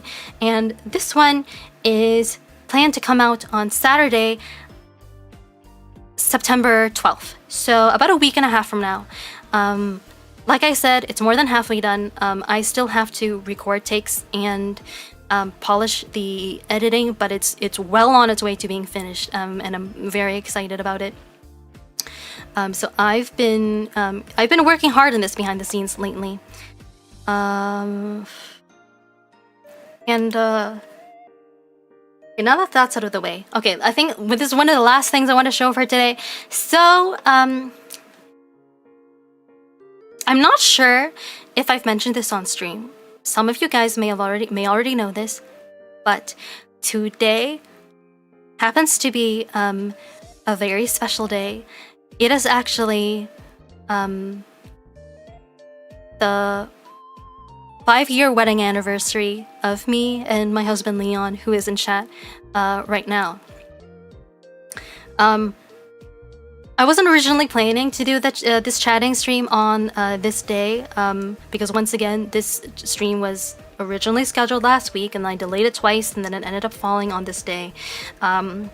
If things had gone according to plan, then this would have happened on a different day, and then maybe today we would have done like a more kind of like special like anniversary themed stream. Not sure what that would be, but in the end the timing didn't work out, and I'm okay with that, because once again I am learning to just do what's right for me and not worry about what other people think. So it's okay if we didn't do like a special anniversary stream, doesn't have to be perfect.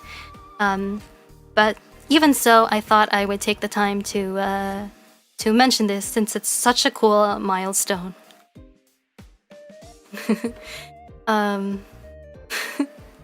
I love it when a parent names their child after their species. Leon, it's your job to make sure the house doesn't explode. I'll do my best. Looking forward to getting informed. Yeah, actually, okay, I hope this isn't too strange and esoteric of a request, but you know how you were on Era, Berserker? I know there's been a lot of Fire Emblem Three Houses discourse on Era over the years, so I was wondering if you would consider maybe posting my video, like making threads about my video essays on Era on my behalf, since for obvious reasons neither Leon or I can really do so. Having said that, if you're not comfortable with doing that, that's perfectly fine.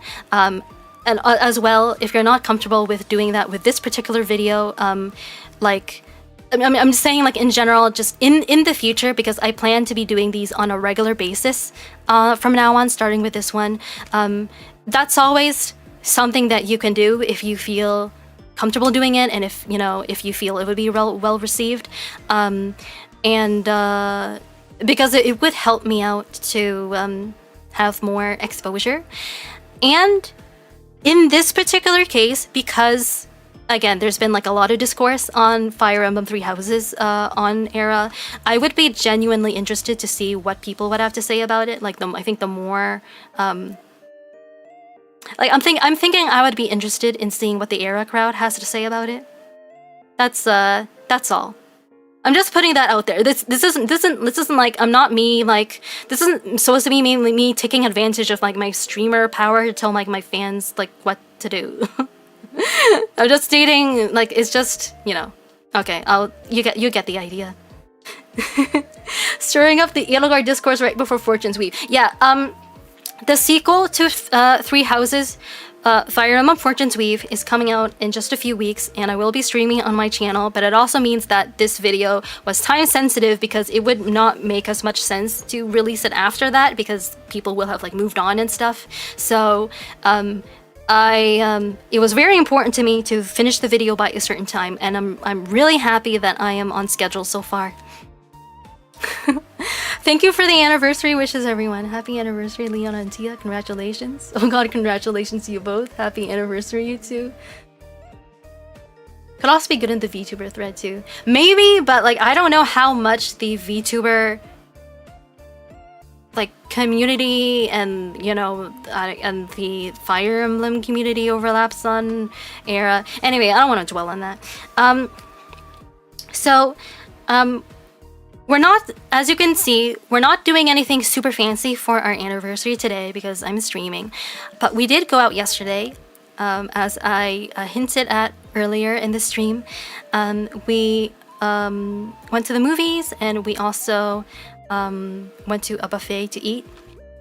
And I don't have like a ton of photos or to show or details that I want to talk about, but there is one photo I wanted to show, and I accidentally showed a sneak peek of this earlier, but here it is. You guys see this? This was a prize I won from the claw machine yesterday. We went to a place that had an arcade, and I was kind of like, long story short, I was like waiting around and looking at stuff because I was bored, and then I noticed like a bunch of like claw machines, and I thought to myself, like, what if we just like tried playing and to see if we can get anything? Because I know people like talk. I know sometimes people say that these things are like rigged and stuff, but like, the thing is, I think last year Leon and I played Yakuza 0 together, and that game has a really like detailed claw machine mini game in it. By detail, I mean like the physics are like really realistic. Like there's a whole art to doing it that you have to figure out. Like it is very skill based, and it seemed to me that the physics were very realistic. So thinking about that, I became curious about seeing whether those skills could transfer over to the claw machine experience in real life. So because Leon and I had some time, we decided to buy some credits to play with. It wasn't very expensive. they had a one machine that was labeled Sega UFO Catcher that looked like it might have been imported from Japan, and we decided to go with that one because it was exactly it was almost exactly like the one that were in Yakuza 0, and they had these bridal hamsters as one of the types of prizes, and Leon tried a few times and the claw didn't quite grab it correctly. Like it's really tricky because like you need to make sure like the claw grabs the animal around its center of gravity, because if you grab it around like one side or another, it'll like fall out of the claw because the grip isn't tight enough. So Leon tried a couple times and it didn't quite work, and then I tried and I got it on my first try, and you guys have no idea how happy I was. And it's not just because I like stuffed animals or that it's a bridal stuffed animal, and I've as of today I'm literally like 5 years ago today I was a bride. It's not just because of that, even though those things are true. It's because I never thought I was like a good gamer growing up. Like I didn't have like a lot of like confidence in when it came to things like these, and it didn't help that like my family always like discouraged me from picking up and trying new things. Like I was a very sheltered child. I didn't do a lot of things like this, and it felt so good to be able to put down these doubts and be like, I actually accomplished something, even though it's pretty like, you know, it's nothing like serious, you know, it's just a game, but it still feels good to face a challenge head on and just give it your all and not feel too scared to even try something. And that's what this bridal hamster represents to me. It's sitting on my bed right now. This picture was taken in my computer chair.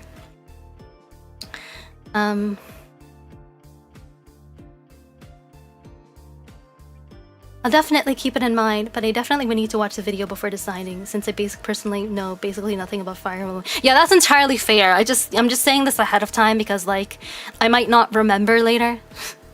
It's so cute. Tia beat the claw machine, so getting scammed by the claw machine is a skill issue. Oh man, I'm sorry. I didn't want to make anyone feel bad. Claw machines in Yakuza are pure propaganda. I mean, maybe. Maybe. Like, the thing is, I looked into this because I was curious myself.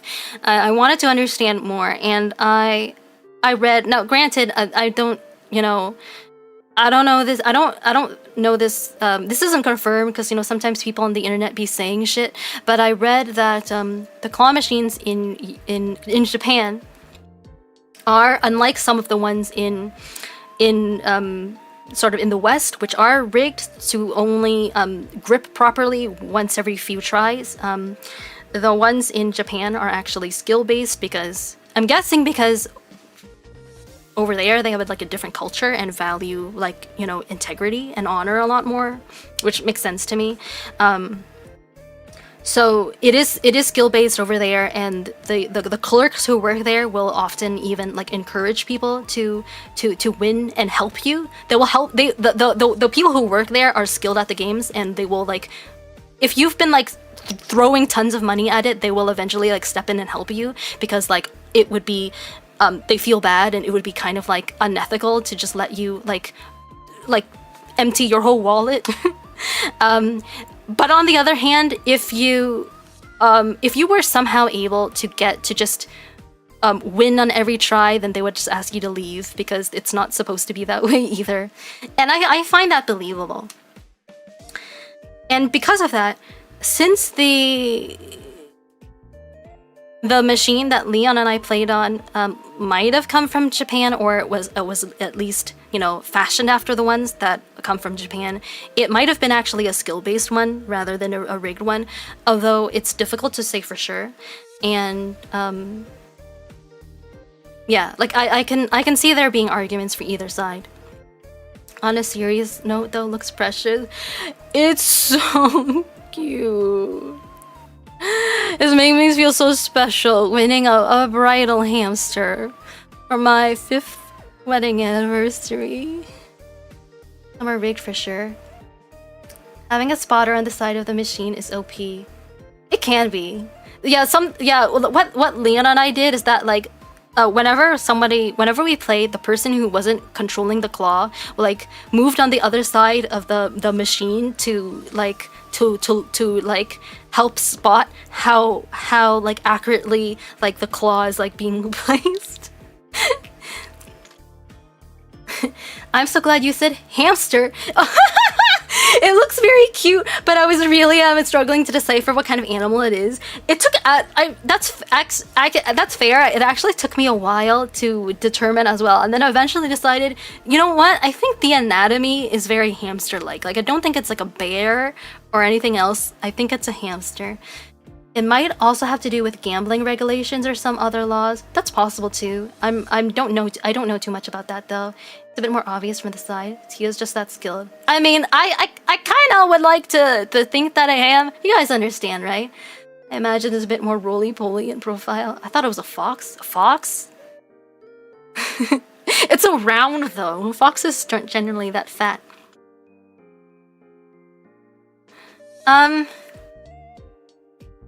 Okay. There was one more thing I kind of thought of doing today, which was showing you a bit of behind-the-scenes music production. But now I don't know if I want to. I don't know if that would really be all that exciting. Also, this stream has gone on for a while, and I'm getting a little tired and hungry. I think I did cover everything that I just about everything else that I thought was important to cover. And oh wait, I'm seeing now in my notes there was one thing that I forgot to incorporate into all of this. So I've been mentioning a flu that I've had in my last few YouTube posts. So not to end on a downer note, but I did actually have the flu during my hiatus, and I was so like, it was so frustrating. At first I thought it was just a cold, and then someone, I think it was my friend Jermic, told me that it sounded more like a flu because my like whole body was really sore. I was like going through it, and the thing that's really frustrating is that, like, I've actually been sick during the month of August pretty much every year for the last 3 or 4 years.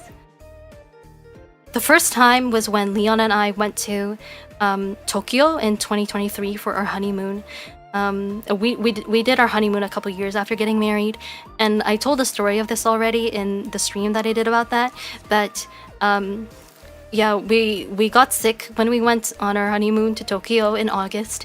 And then last year, I also got sick in August after I went to the Ado concert, surely catching it from some weeb that was there.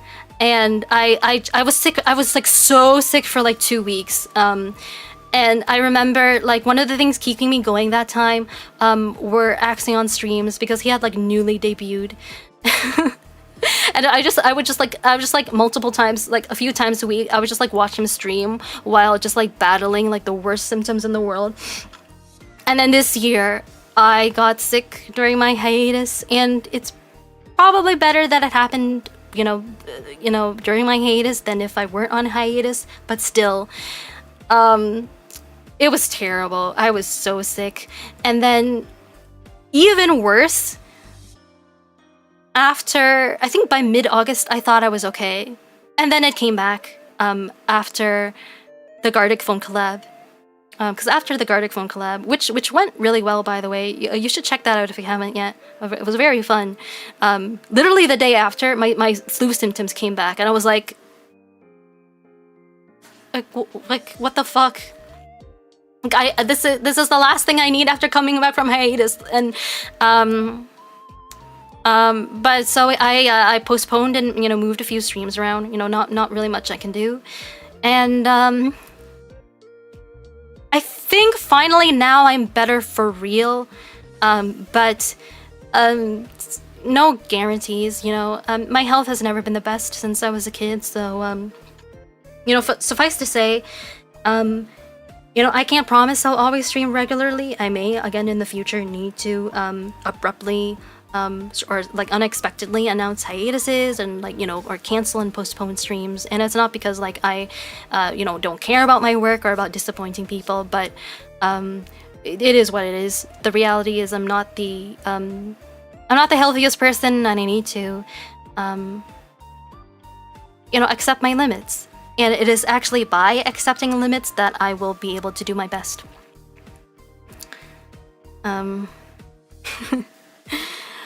But yeah, basically, that's pretty much all for today. Later this week, I'm going to be playing more Fire Emblem Engage. And it should be a particularly interesting episode. I'm not gonna say more since I don't want to spoil anything, but you guys should try to tune in. It should be an interesting episode. And then next week on Saturday, the video that I've been working on will come out. I'll probably do some more Fire Emblem. The week after that, I will start a Fortune's Weave. At some point, I will be getting back to Unicorn Overlord because I'm almost halfway done with it, so I might as well beat it. But honestly, now that I started Fire Emblem, I've been enjoying it less than I think I've been enjoying Fire Emblem more than Unicorn Overlord.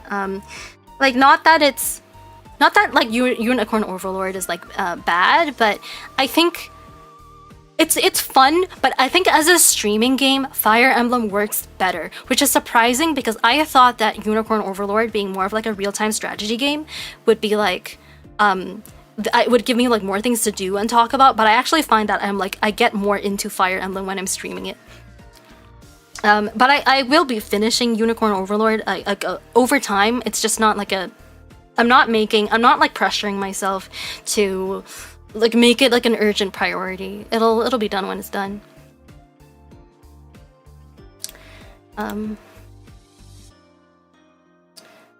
I was originally leaning toward Fox 2, but the ears weren't tracking. Yeah, the ears are kind of like really small and flat, but the foxes have big perky ears. Music can always be a future stream. Let's just hiatus every August then. That's what I told Leon.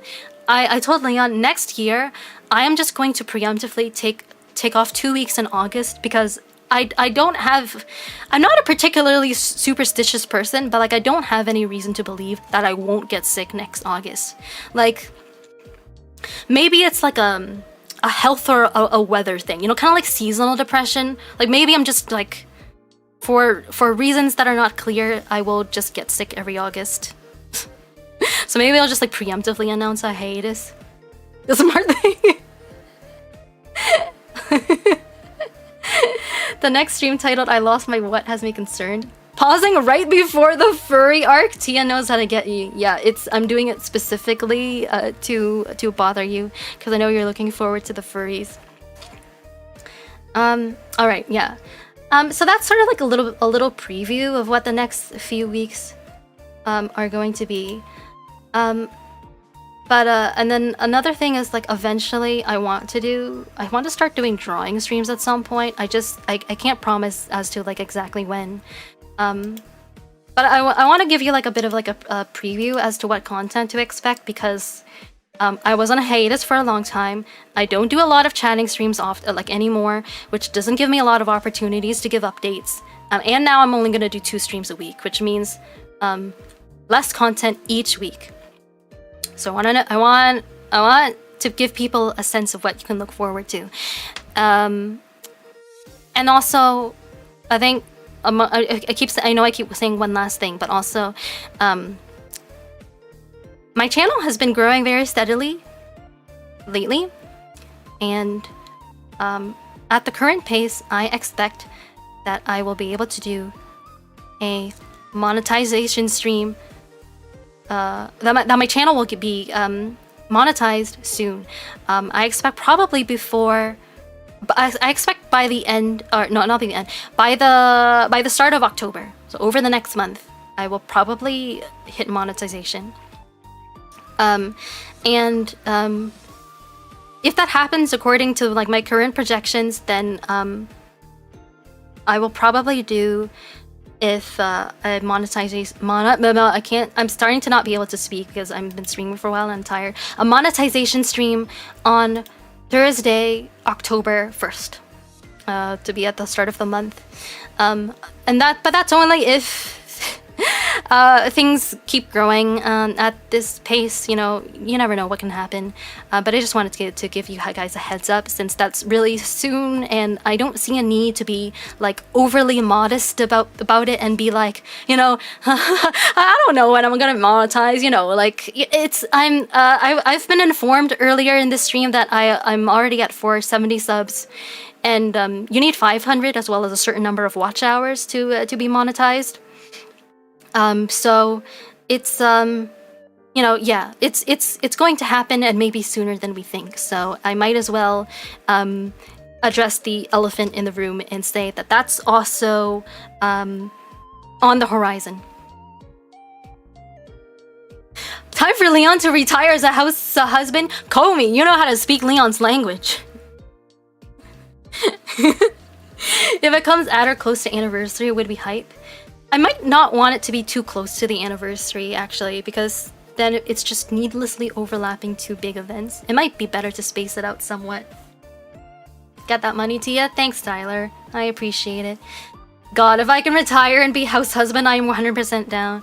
See, like, Leon and I are very, like, we're a pretty gender non-conforming couple, because he's, like, pretty domestic. Like, I know he would be, like, he's expressed to me that he would be entirely content with just, like, focusing on, like, taking care of the house and, like, you know, like the kids, like eventual, like theoretical future children. We don't have any right now. Whereas, like, I'm very much like, I like family too, but I am ultimately like I'm also like quite career minded. Like I like achieving goals and like, you know, and like thinking about like how am I gonna like make money and sell things. You know, it's too bad that we live in a society that still sometimes has these really like sexist expectations and limitations. But, you know, right now Leon is, you know, definitely the higher earning of the two of us, and you're really the only one between the two of us who is earning. But if we ever like got into a situation where I could financially support the both of us as a VTuber, which is a little unlikely, but, you know, never say never. We have agreed ahead of time that it would be okay for him to retire and just be a house husband. But that's only if I make like stupid money as a VTuber. Like I can't just be making like just a little bit there on the side, which is more realistic. Like I gotta be making like I gotta be making like millions. Gotta be like one of like the biggest streamers out there, which is a little unlikely. So I've told Leon, you know, don't hold your breath for this. Okay, we'll take it one step at a time. And what did he say? Except that.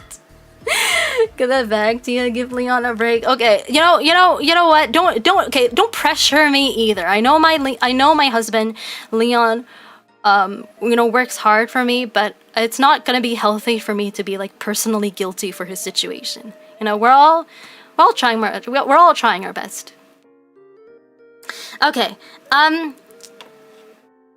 that's enough for today, I think. Yeah, I've given you guys an idea of what to expect, so I think, yeah, I think I feel pretty okay logging off now. I'm pretty hungry. We're gonna get something to eat. I hope I'm domestic. It's not a bad thing. A lot of things. We love a lot of things that are domestic, like doggies, right? Oh wait. Okay, just as I was about to like. I was looking at my OBS and I just remembered like a huge elephant in the room that I should have addressed near the very start, and I like accidentally ignored until now. So nobody pointed it out. Nobody in chat pointed it out. But as you can see, I added this like marquee on my chatting screen. That's just for like telling people a little bit about me, even if they're new to my stream, so that I don't always have to. So just to, you know, introduce like, yeah. So just like, so I can just introduce myself without like introducing myself like verbally like all the time. I thought it would just be helpful for just, you know, helpful in a lot of ways in general.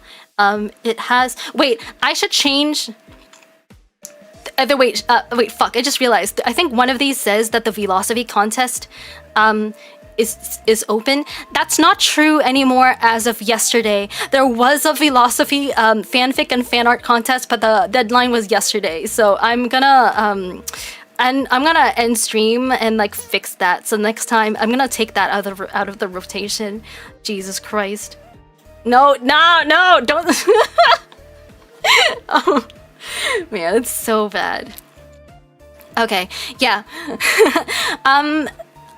There will be new features like this and announcements in the future. I actually wanted to do more during my hiatus that I couldn't do, but I'm no longer beating up myself for that. I at least did I updated my model and I finished my ref sheet, and all that is very well and good. I'm already proud of myself. But there will be more exciting announcements and just new stuff in the future as I get monetized and you know everything. My first anniversary isn't even that far away now, so I hope you guys will look forward to that. I am very grateful, very profoundly grateful about being able to do this, about having so much support, and you know, you guys all being here. And I hope that you've enjoyed this as much as I have, both this particular stream and this entire journey. You know, more generally. That was meant in jest. Take your time. Thanks for stream and happy anniversary, Tia and Leon. Thank you very much, Komi. Domesticity is underrated. Is that a word? I was waiting for you to bring it up. Tia lied to us. This information on stream. It was an accident, okay? That happens. It's official until the stream ends. Maybe people can squeeze it in. Well, Karis might be able to. Karis might be willing to accept some late submissions because if he didn't, we all know how much of a hypocrite that would make him. I myself, though, I don't know if I would be as lenient. I'll see. We did get some good submissions so far that will actually be reviewed on stream during the September Philosophy collab. That will be on Karis's channel on September 19th, so we have that to look forward to later. Anyway, Berserker says, thanks for the stream and the updates. I'm excited for the future. Thank you so much. I think I made the word up. That's okay. Sometimes we need to make up words for so we can talk about more things. Oh, it does exist? No, never mind. It's good to know. Okay. Hi. Thank you so much, everyone.